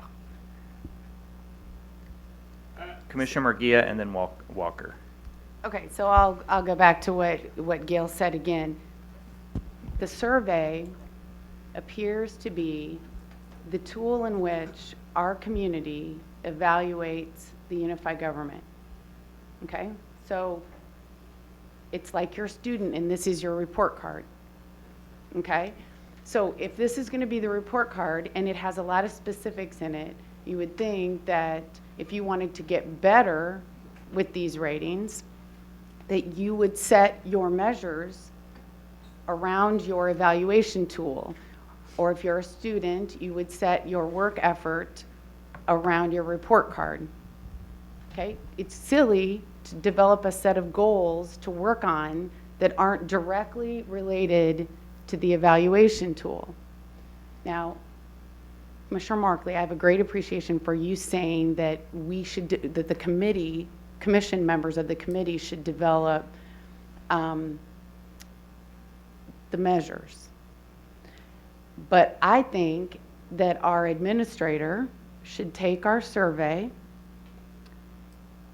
give the appropriate sections of the survey to the appropriate departments that in turn would tell us how they are going to do their job better. If we as commissioners start telling our staff how to do their job, I see that backfiring. I see them coming back and saying, well, you told us to do it this way and it didn't work. So I think we give our administrator his job to go to his staff and say, this is our evaluation. I want to see a 10% improvement across the board with these things. Now, all that said, I understand there can be specific areas that need an emergency Band-Aid, like the motor vehicle registration. That's why I think those department heads should be coming in front of the appropriate standing committee to identify to that standing committee those measures. At that time, if there are areas in their measures that haven't been addressed, I think that's the appropriate time for the commissioner to say, what about this one area? I don't see how the measures you currently have are going to address that area. And that's the area to refine it. That keeps staff doing the work, commission setting policy and setting direction, and it allows our staff the professional discretion to decide on a day-to-day basis how they're going to do a job, which ultimately I would think would improve their overall morale and the ownership in which they're taking to their job every day. Walker and then Markley. Is her name anyway? Well, I thought there was a That hand one up girl. over here. I was making sure I didn't miss someone, so yeah. I look at the priorities, and if I recall the next slide, they don't all receive the same kind of grades. Like police services, I thought they got a fairly high, was it that one or the Back other? one. The Back one one. right before. The one that had red, white, and blue in it. No, the next, go the other direction. One more that way. One more, there. I mean, No, that's not satisfaction. This is satisfaction. There you go. That's satisfaction. But emphasis is the one where he did that quadrant that said amount of value versus what we needed to do. I think the emphasis one is really, I mean, obviously, best when one. you I think look the at next that, one is the best there one. are 3 or 4 things, she's not gonna go. and mostly in public safety, fire, ambulance, police.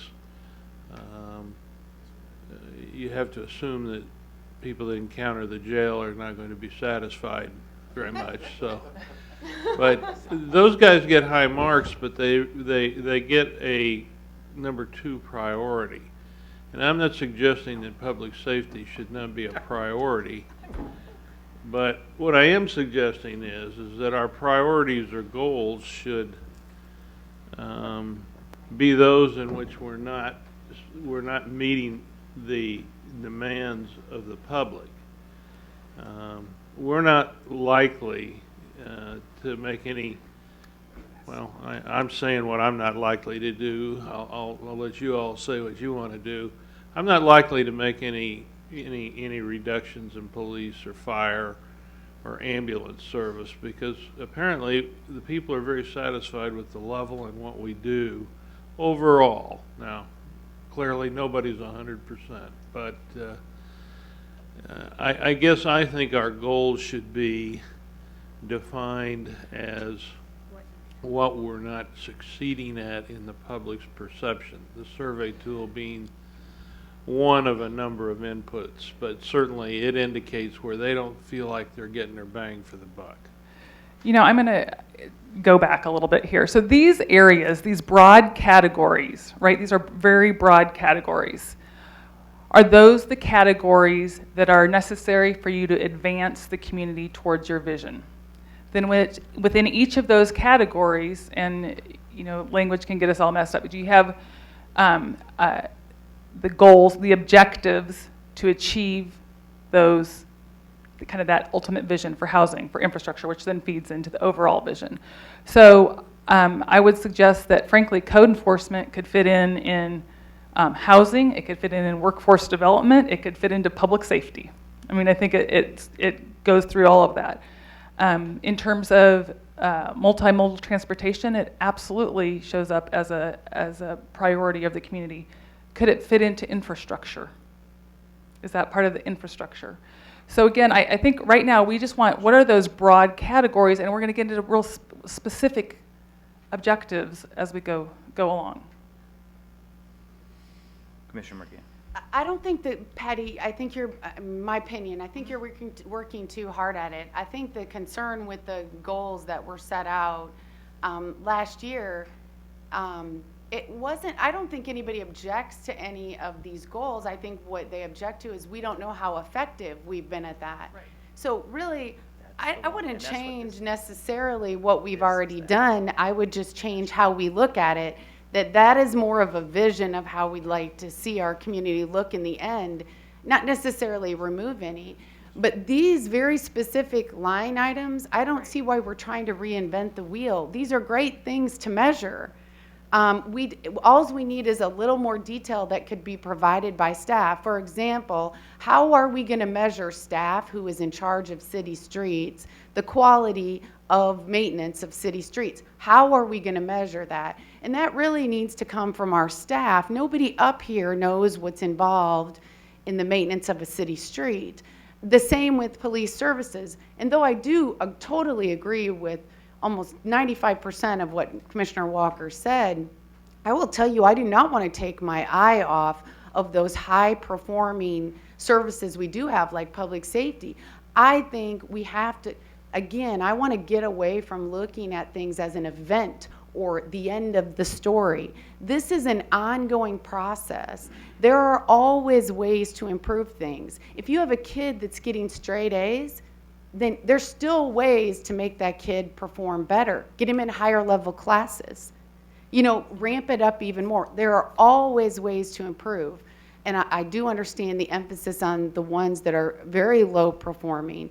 But all I'm saying is that regardless of, I don't want to dedicate a huge amount of resources to one area at the sacrifice of another.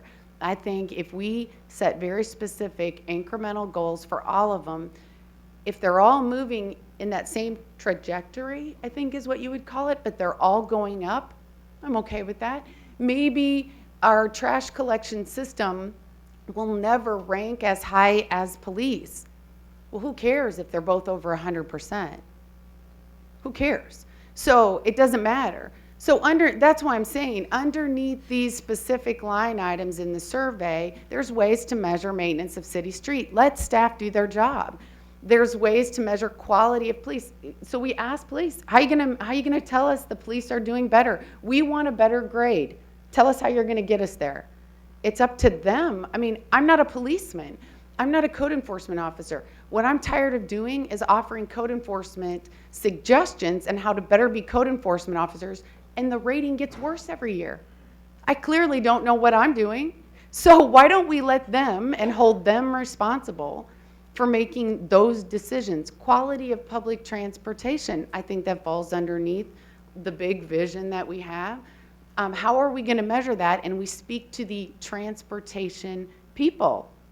And as I said, once those measures come back to the appropriate standing committee, if there is a measure that this governing body doesn't feel is being measured, they can raise that at the time and say, I'm curious about motor vehicle registration, or I'm curious, there's no measure in here in regard to customer service. How are you going to ensure that the people are happy when they're dealing with you? That's our job, in my opinion, not to come up with specific measures in a 6-hour Saturday strategic planning retreat. McKiernan. Oh, I'm sorry. Hi. Markley and then McKiernan. I do agree with Commissioner Murguia in this respect, and this is, I just want to say, 100% not staff's fault. So last strategic plan, we really took on the responsibility for coming up with these objectives, and I think that part of what we ran up against is the reality that we don't work here every day, and we don't really have the background knowledge to say what the current measure is and how we measure something going forward, or exactly what we have the means to do in terms of what goal we have the means to meet. And so I think part of what we struggled with as committees is I think staff felt reticent to step forward and say, no, that's a stupid goal. And we didn't feel like we had the resources to put forward a goal that was realistic for staff. So I do think, like I said, not staff's fault at all, because we were the ones that said, we're going to do it, we're going to come up with these objectives, and the commission's going to take this on. But what we've run up against is that that's just not, it's not realistic for us not to have that partnership with staff. And really, I don't think it's healthy for us to not have that partnership with staff where they can tell us, hey, that goal is really not realistic. There's no way in a million years that's going to happen in the next year. We need to hear that, and we need to have that feedback. I do think there are some goals that can be commission specific and that they are policy related goals. We can set goals that we say we need to work on our policies so that our policies are more friendly toward small business, or our policies are more friendly toward abandoned housing and putting that in the land bank. That's it. Our land bank goal is a great example, because that is something we have to make a policy decision on. Staff will also have to do work on it and has been working with us for many months, but we have to make a policy decision to move that forward. So I think there's a distinction between the policy-related goals that we should be setting as a commission and the goals that we really need to partner with staff on, because for us to say, we're going to make 6 new bike routes, it's silly for us to make a goal like that when we don't have staff sitting next to us saying, we've budgeted it out and this is what we think we can do in the next year. McKiernan and then Philbrook. I agree 99.7% with what you Trust just said. Brian to be specific. And yes, right, by golly, and completely with Commissioner Markley. I think that and this is one of my frustrations, that I wasn't able to facilitate this in our committees, was I think that everything you've said is right. My vision is, though, that goal setting comes in a collaborative meeting with us and staff, where we find out in real time ain't gonna happen. This has been really illustrative to work with Colin and everybody else in terms of this one process, where definitely having those collaborative meetings has helped shape what we might choose to set as a goal, because they can tell us we can't measure that, or we can't, so I would think we come up with a collaborative discussion, set those metrics, set those broad goals, and then staff's responsibility is make it happen. And if they need policy, funding, whatever they might need, then they circle back to us and say, okay, about that goal we talked about. So I agree almost completely. I just think that we should have collaborative discussions at the point of kind of fine-tuning a little bit. Can I do a follow-up on that You may. comment? So, no, so walk this through with me. So are you envisioning then that, like, you and I and our committee here would sit down with some staff and together in a conversation come up with measures?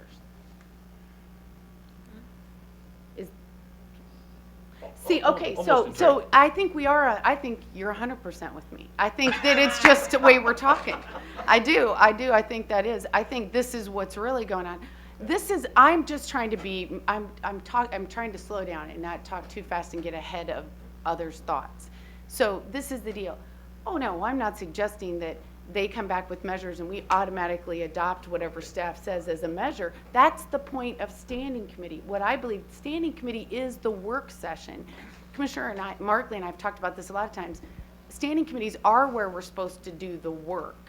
And so I'm just saying they're going to come up with a list that they think of, let's just take one topic, maintenance of city streets. Staff comes forward, they list what the measures are for that. I'm not saying we just, say aye and agree with whatever they're saying. I'm saying if we think that does that, great. If it doesn't, we provide a more detailed direction on what we think is important there. So there is a discussion. What I think we're doing redundantly now, and I was part of this. I'm saying I've changed my mind. Yes, I've changed my mind. Is these side meetings with staff in addition to our standing committee meetings. And by the way, I would add one of the ancillary benefits of this is it's no meetings outside of a video camera. So it's clearly way more transparent than these side little committee meetings. So if we can let staff do their job, come forward with some ideas, hear them out, they do a good job, then decide if there's things they've missed or we want to add. That's the work session that takes place in a public format at standing committee, and then that goes in front of the full commission. That's the most beautiful. Then nobody's meeting outside of a public meeting. Can I respond to her response after her? Oh, you might as well respond now. We are 100% in alignment on this. And but you remember, we started back in January. Last year, we were all full of New Year's resolution. And we talked about, for example, code violations. And we had the start of a collaborative discussion on what do we measure, how can we measure, and then we just kind of lost our steam on that one particular one. So I think we actually started where you and I want to go at the beginning of this calendar year. We just lost our energy at some point because we didn't actually come to the resolution of, you know what, we're going to pick that one. And I think that one of the things that was helpful when we had the collaborative discussion was staff could tell us, for example, in terms of metrics, what data they currently gather.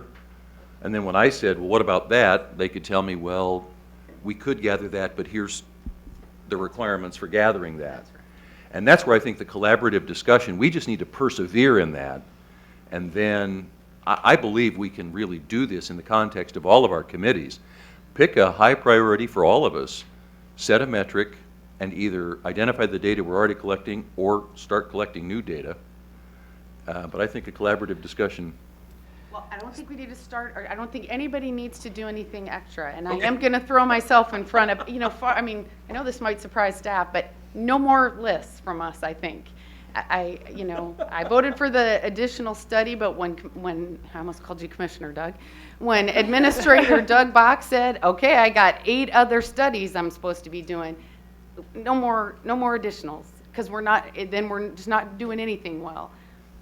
And we don't need to recreate anything. We got our report card. It's right here. It's more than this slide. So don't panic if you don't see something on here that isn't reflective of what you want to see happen. We have the survey. Doug is completely capable of going through that and getting it to the appropriate staff. let them come up with some measures, and they bring those to standing committee. There shouldn't have to be, I don't think we even need to prioritize, because as I said, we don't want to take our eye off the ball when it comes to our high-performing areas like police and fire. We want to make sure they stay there and that they continue to improve. But then we're also addressing those areas that are getting worse results. I look at it like this. If my kid's getting all A's in school and has 1 D, I'm not going to say, don't do your English and your math where you're getting an A. Spend all your time in geography where you're getting a D. That's not what we want to do. We want to try to bring that D up and keep that A where it's at. Okay, Commissioner Philbrook, did you have something you wanted to say? Because I was going to jump in if you didn't. No, don't jump yet. I just wanted to say that as I see this and I'm listening to the commentary, it comes into my mind, reminding me of the fact that we're supposed to be directing the folks in administration what our emphasis is. And we have really given them a whole lot of stuff. And so now we're back in here, and I really see, after my little bit of experience this last year and a half, that we really have to be very specific on what comes to the top, because they can't do everything and they can't do it all at once. And so I feel that's really our role in letting Doug Bach know where our first priorities are, so he can do that, so he doesn't have to listen to us gripe at him all the time about not doing something that is down somewhere further on the list. So that's what I see one of our major jobs is to do, is to help guide him in what we think is most important, and to give him the opportunity also to say, no, that's not one of the things that you found is high priority if he doesn't have time for his staff to work on. And that's what I have to say. Okay, we really got into a process discussion, right? I mean, how do we, once you establish your objectives, then how does that process? So I would still, we still have the question on the table, is do you need to narrow the number of categories or not? So and then just let me continue real quick. Do we need to narrow the number of categories?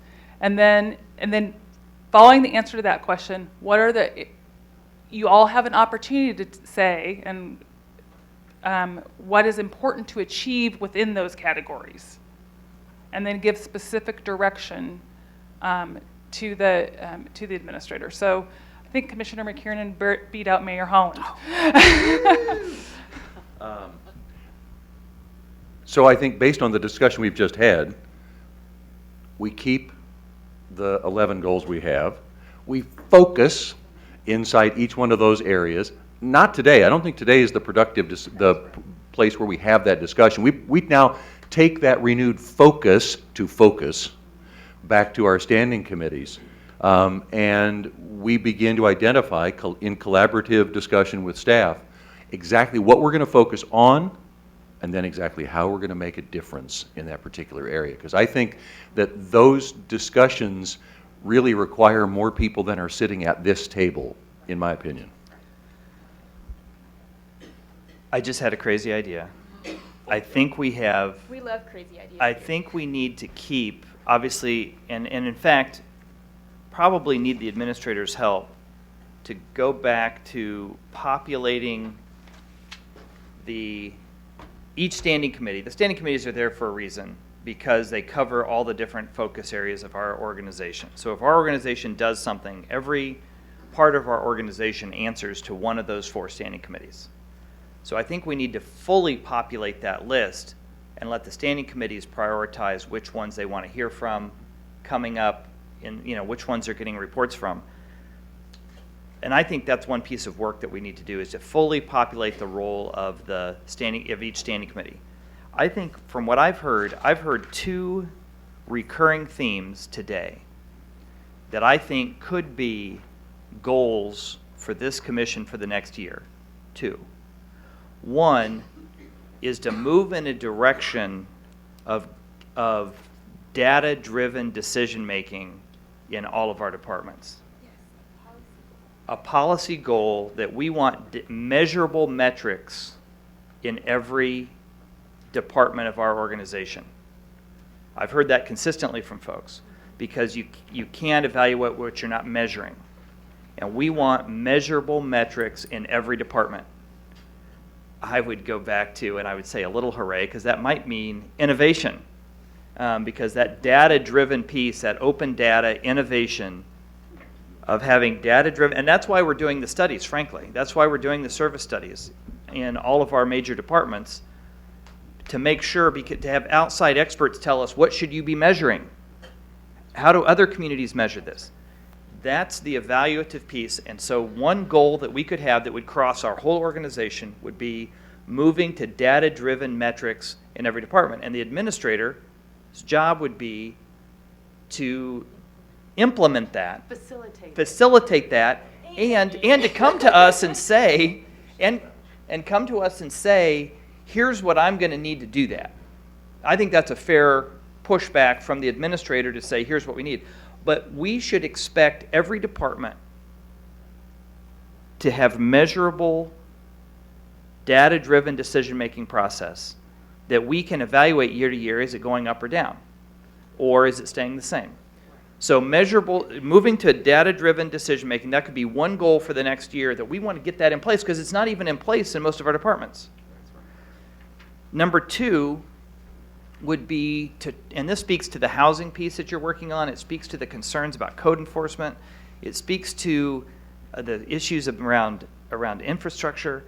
I think we could have another goal of transforming the quality look in our community. And I would think that would include simply things like putting more resources into cutting the grass, actually getting an idea. Code enforcement, I think, is the tip of the iceberg when we have 6,000 lots that we don't mow or only mow once a year. You know what I'm saying? And so when we're not taking care of our own properties, and they're not properties we wanted, they're properties that we inherited, we're not taking care of our own properties, then I think that's a problem. I also think the properties we do want, which are our parks, making sure we're taking care of those. But if we thought about transforming the look of our community as a goal for the next year, and really saying, what would that take in terms of housing policy? Because I'll tell you what, you get some of these abandoned houses back on the tax, with a family living in them, back on the tax rolls, that's transformative. If we cut the grass more aggressively and trim after we cut. Amen, brother. I'm on a roll today. But if we were able to prioritize that as a goal to say, what would it take to transform the look of our community? Another thing I'd like to do, and towards that end, is I'd like to have every commissioner identify the top 3 or 4 or 10 blight pieces in your community, in your district. And then when we look at that $12 million coming in 2017, we put $1 or $2 million or $3 million, whatever it takes of that money, cash basis, eliminating blight in our community. And then talk about addition by subtraction, right? If we can get rid of some grain silos, there's 2 in our community that need to come down that have not been used in years, but they're $500,000 or more to take down. What if we identified there's a couple commercial buildings or some old abandoned schools that got sold and are no longer used? What are the properties in your district that are bringing down the whole district? And targeted money to go after those, and targeted money to go after the, what would happen if we were able to mow all our vacant lots on a more aggressive way? What would that do to the quality of life for our citizens? I think it would go way up. So I think if we had 2 goals, data-driven decision-making through our departments, which is kind of internal, and transforming the quality of life in terms of the look of our community as another goal, then I think we could continue the work on the others that are A's. But if we've got D's in anything, we've got a D in data-driven, and we've got a D in the way our community looks in a lot of places. So let's raise those up. Just a thought, just a crazy thought. Do we go to 2 goals and keep the structure? So Mayor, I just have a couple of, I agree with what you said. I have a couple of semantic things I want to Sure. try to refine and keep us on this task. So I think your data-driven idea is fantastic. However, I do not think that's a goal. I think that's a policy. And I think Commissioner Markley started to say that. That is from, well, but wait, let me finish. So there's not clarity. There's not confusion about this. Okay, we're not going to measure or achieve a data-driven goal. It's a policy. We're going to make our decisions based on data. So it's not a goal. It's not a measure, in my mind. The other thing is we have a survey question that talks about the quality of city code enforcement. So we're saying we want a quality code enforcement. What I think you're talking about is, and this is where we all really want the input, is on the measures. If one of the measures from your perspective would be increase the number of vacant abandoned lots that are cut by whatever percentage, or go from 100 to 200, that should be a measure. What people get caught up in is you can do things, but it may not have the outcome you want. That's why these big goals that we started with about, Brian always reads it great, but the one about we want this beautiful neighborhood where everybody can live and hold hands and go to church together and, la-di-da. It's this painting. I envisioned a piece of art on the wall, which is a great vision to have. But even if let's say we cut 100 vacant lots and the next year we cut 200 and we remove 500 barrels of trash instead of 200 barrels of trash, the reality is I think it will eventually lead us to painting that picture. But some of our measures may not. And it's okay that they don't have the direct impact, but that's why I'm saying it's important to distinguish between a policy, which is, hey, from now on, we're not doing anything that numbers aren't attached to. And then two, our goal, which is our quality of improving the quality of code enforcement. And the measure is, that's where staff comes in to say, you guys want a better code enforcement department, this is what it's going to take. And if that requires money, then it comes up during that discussion. I would disagree that the data-driven is not a goal, because I think it is measurable. Because if we come back here next year and we don't have specific metrics for every department, and we didn't follow up with those departments and with Doug Bach to make that happen, we didn't meet that goal. So I would say that is measurable, and to me, that's the kind of goals the commission does get to set. We're saying, this is the goal, this is the policy goal. You will set metrics, Doug Bach, for every single department. And if we come back here and that's not done, our policy was not followed, basically. I do agree on the second one, although it's a nice overall vision for us. That's one of the things that I think still falls more under our normal standing committee structure, that staff has got to tell us, how do we get the lots cut, and how, for us to say we have to cut 100 more lots is all fine and dandy, but we don't know if you can do that No, without that's you right. coming back to us, so. That's right. Go ahead. Do you want to? Just a quick question. Distinguish for me innovation versus the data-driven. And I get that that data-driven is measurable, and that innovation, is that a tool to facilitate? Are we really adding another goal, or it's really a subset of one or the other? I would say at some point they're interchangeable. That what I mean by innovation is getting to data-driven metrics, but also doing things in a new way.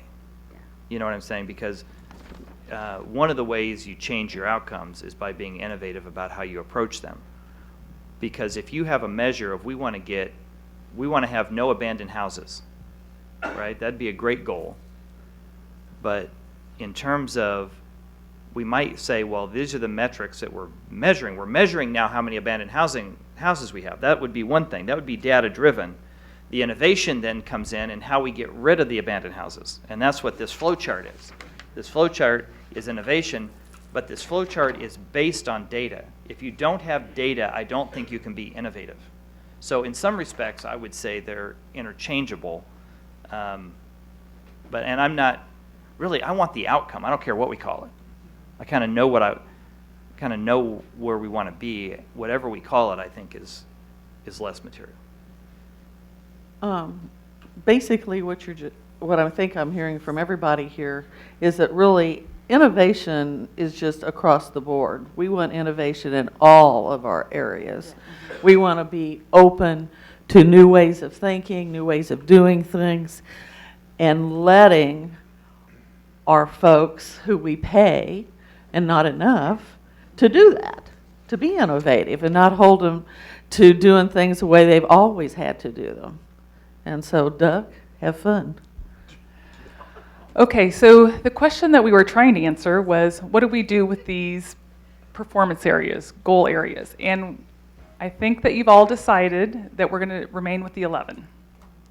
I would like to see head nods or, okay. If data-driven is the same. No, I am not dismissing your suggestion. His suggestion was a process issue. I would consider that, though, a more specific objective. Under customer service. Yes. Because customer service is one of the 11, right? Yes, Yeah. it is one of the 11. So what I'd like to suggest, okay, so are we with 11? I saw mostly head nods. Okay. That's why I asked about the data-driven. Yeah. So is that 11 or is that 12, Mayor? That's No, what I I'd was say it's asking. under innovation. Okay. I would put Yeah. data-driven under innovation, personally. And all of them, frankly. Yeah. Support your decision-making with, okay, what I'd like to suggest is we break for lunch. And when we come back, we'll talk about what next steps are. And what time would that be, ma'am? 45, or excuse me, half hour, 12:45? Yes.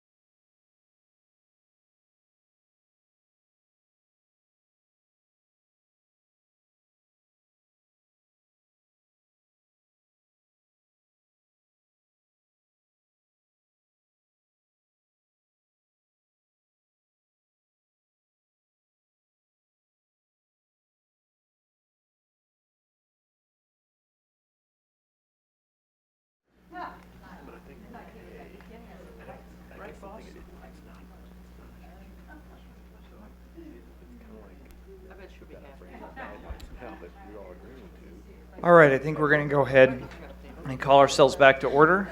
And I'll turn it over to Patty Gentry. And I'll turn it over to Patty Gentry. Sorry. And I'll turn it over to Doug Bach. Thanks. Pass the microphone.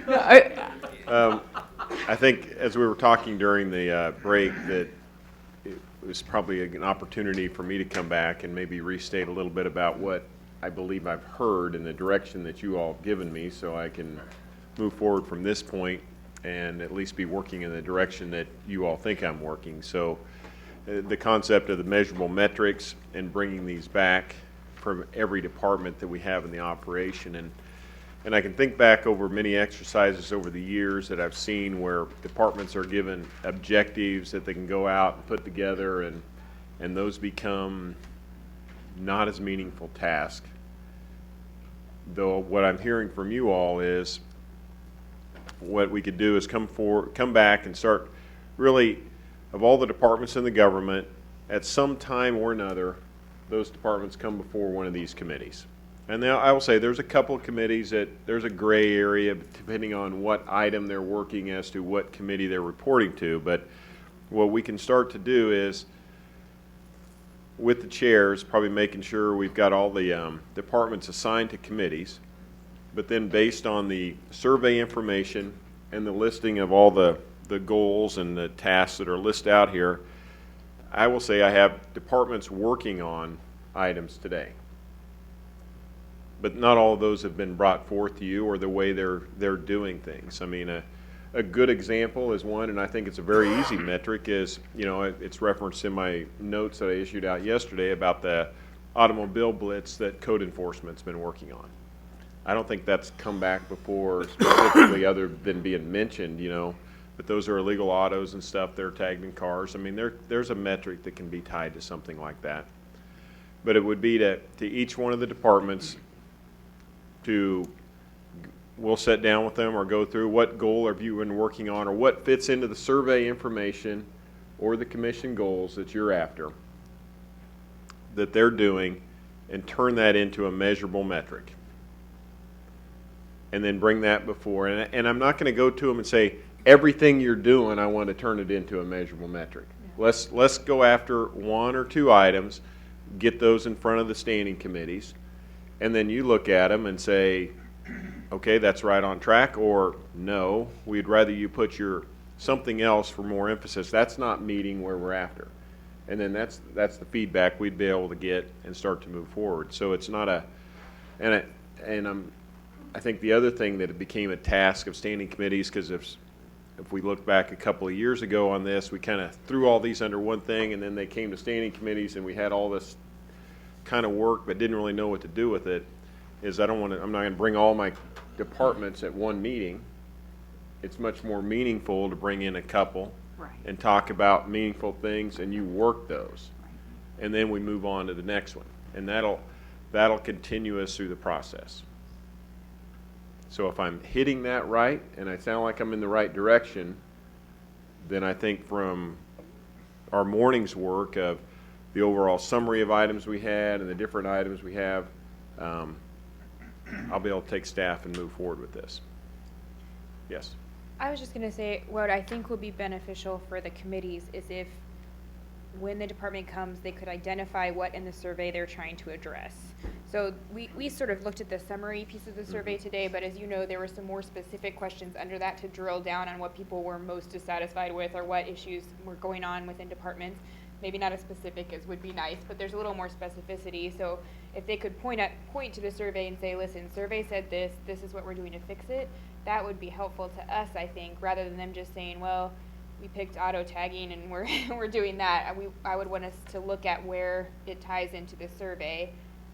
So if they could bring that information with them when they present to us, that's one less thing for us to have to be like, let's get our survey out and what does this tie to? because that is, I think, the goal is to tie it back to that evaluative tool. I think that's a great point, and it's one for us to, because the way somebody may look at that survey and interpret something as a department's working on their day-to-day is different from, and how you might look at it, or you feel like your constituents are concerned with this specific area. And the other crossover area that I'll be wanting to emphasize, and I think we'll kind of accomplish this as we bring each of these studies forward to you, but, you know, the survey has, and since we're working on the fire service study now, I'll use it as an example, you know, quality of fire services versus the fire service study and how that's being done. I mean, you know, I think we're talking a lot about efficiencies and the operations and what's delivered in our community versus, I mean, many measurable goals within fire departments are, you know, what's the response time within a specific area? Or you start looking at different rates in ambulance services. So those are some good working metrics that'll be hashed out, I think, as we go through this. One of the things that because it's almost like there's an area that's so important we didn't even list it up here, and that's financial health. You know, we don't have financial goals up here or financial focus up here, and yet that's everything that we do. But if we talk about, you know, one of the things that we've talked about is we want to reduce the mill levy. We want to restore fund balances. We want to have a sustainable economic environment. We want to retain our bond rating. Do we put financial health up here under economic development finance, or finances of some level? I mean, it's written into the name, but we don't have it. You know, we have economic development finance, and then under that we have economic development. Should we put financial health under there? And because I do think soon, if not before the end of the year, in January, as we begin the budget process again, I want to have a special session to talk through the issues of the mill levy, the issues of the fund balance restoration, the issues of the valuation of properties, and look at our financial health. I mean, we need to continue to work on that and set goals related to that, particularly as we go into the next budget. So at the risk of adding a 12th one up there, which I think we already, here's the irony, we think 9 is too many, we added 2 more, and now we're potentially adding a 3rd. And to McKiernan's point, he was trying to whittle those down in terms of areas. And this is the thing we talked about a little bit. There's focus areas up here, like environment's a focus area, but we don't have a department called environment. Infrastructure is a focus area, but we don't have a department called infrastructure, right? So we have focus areas under each one, but we also have departments that report to each one. Do you see what I'm saying? And so so I have 2 questions. One, should we add financial health as a 12th goal? Or what do we do with the departments vis-a-vis the focus areas? McKiernan, can you sort that out for us, please? Not really, but I'll offer this. I think over the last year, even though it's not a green bullet point under economic development and finance, we have probably spent a majority of our time looking at financial processes and just the overall financial operation.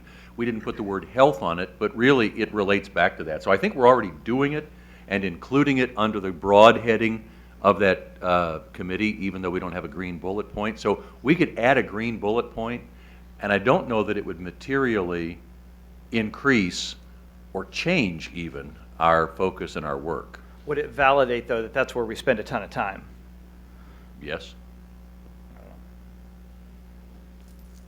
Commissioner Townsend. Well, I agree. That would be similar to what we've said already about customer service. It just keeps it in the forefront. I know within our standing committee, a lot of things that come to us are evaluated based on what it would do to the credit rating or that type of thing, the bottom line in the budget. I would venture a guess that the other standing committees also consider that. So I think it wouldn't hurt to add that as a set out, just to keep it in the forefront.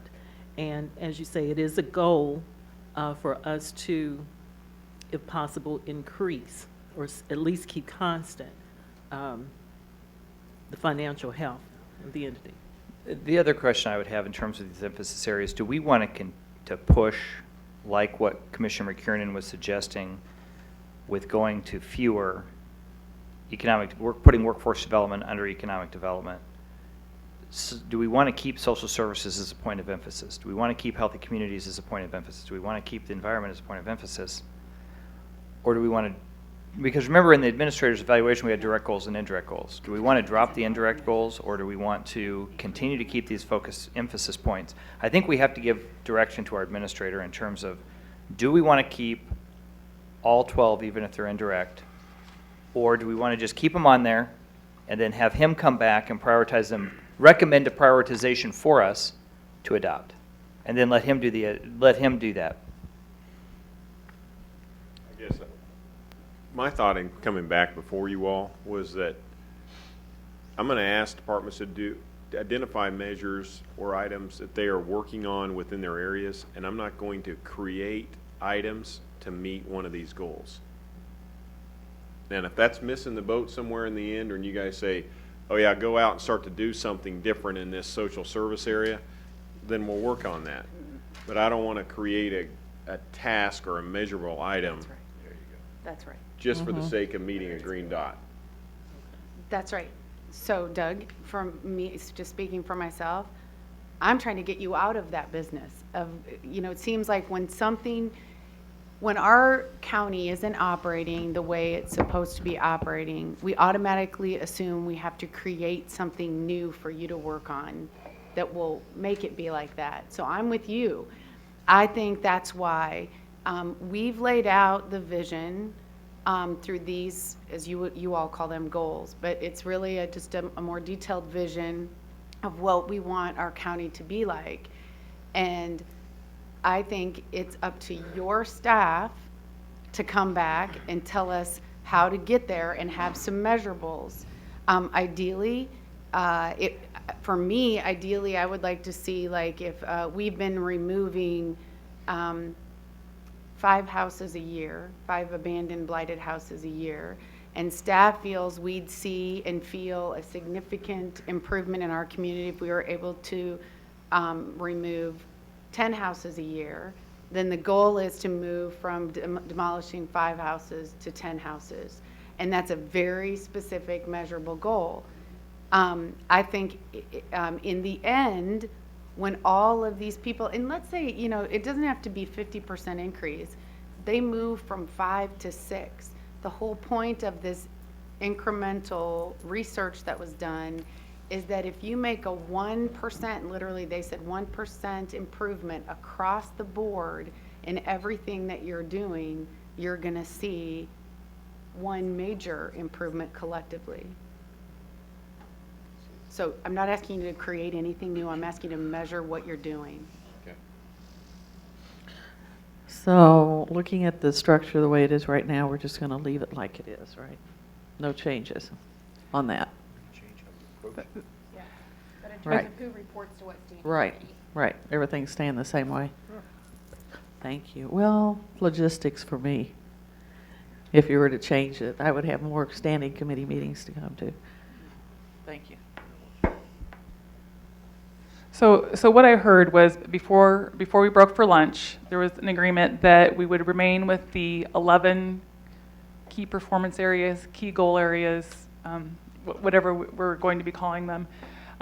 There seemed to be some general agreement that we should add financial health to just kind of focus that you do so much work under the Economic Development and Finance Standing Committee, that Doug would work with staff to come back before each of the committees with very specific measurable goals, focusing first, I think, on the information that was in the survey. Okay, and that's how it would be processed. Yes. Now, I want to throw this out at the risk of having something thrown at me. Gather your things so you can throw something. I would drop environment. I would move education workforce under economic development. I mean, that's what I'm suggesting. You don't want to do that. You want to leave it exactly as it is. Thank you. Okay. They got enough. they have to go through so much with the economic development side and the finance side. Do you really want to do that? I mean, I just really? asked, do we want to keep environment up there? Is the environment doing anything? I would suggest that it's hard to measure unless, No, oh, it's you not. may have some. Nope. This is where I'm talking about, and we missed this. I'm glad you brought it up, actually, and this is where we missed the boat. This is our opportunity to shine.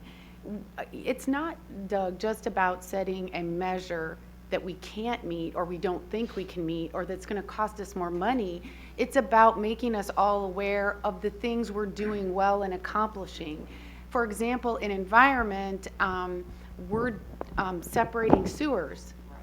Now, yeah, we're doing it because we have to, but we're still doing it.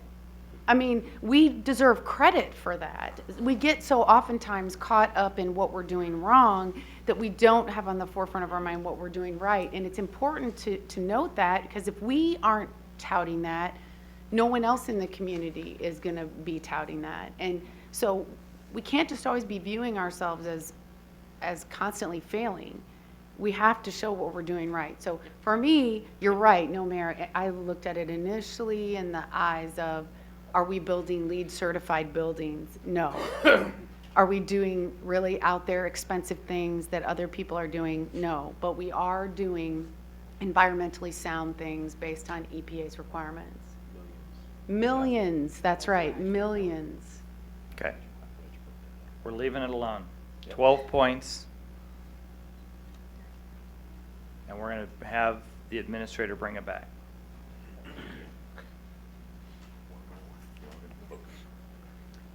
Two committees per standing committee. With that, There's one other item. I mean, don't worry. There's one other item. I think one other item that Commissioner Markley had asked for, and we could spend 10 or 15 minutes on it, or we could just schedule it for a special session.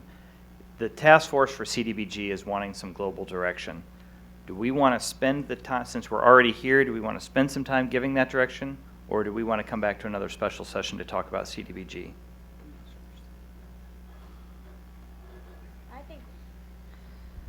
I think the conversation that we've had today is maybe not the best opportunity to lead into that discussion. Perfect. Fair enough.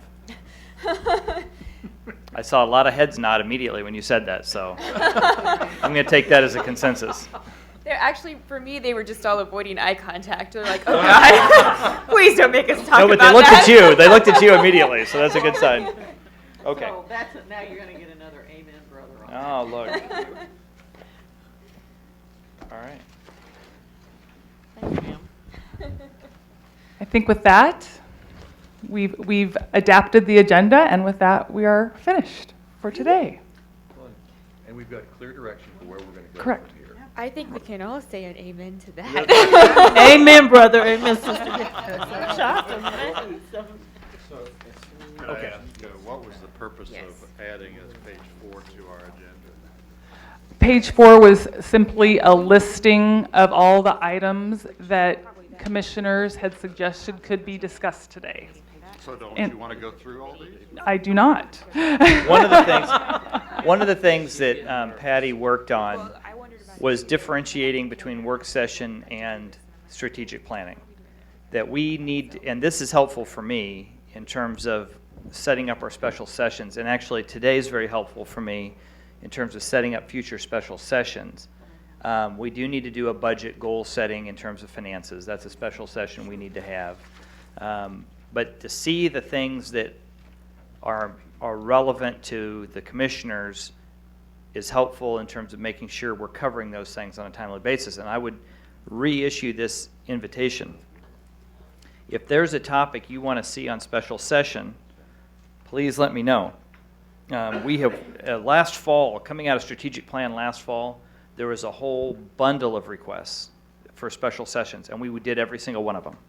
So if there are more special session requests, we will populate that strategically, and some of it takes staff time, so I work with the administrator and his staff to identify when we can get to particular ones. Some are easy, and some take a lot of data gathering ahead of time. So if you have issues for moving forward, this list is populated and this was Patty's job, was to identify which ones were special session items and which ones were strategic planning items.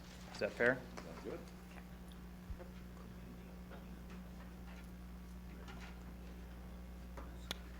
I move to adjourn.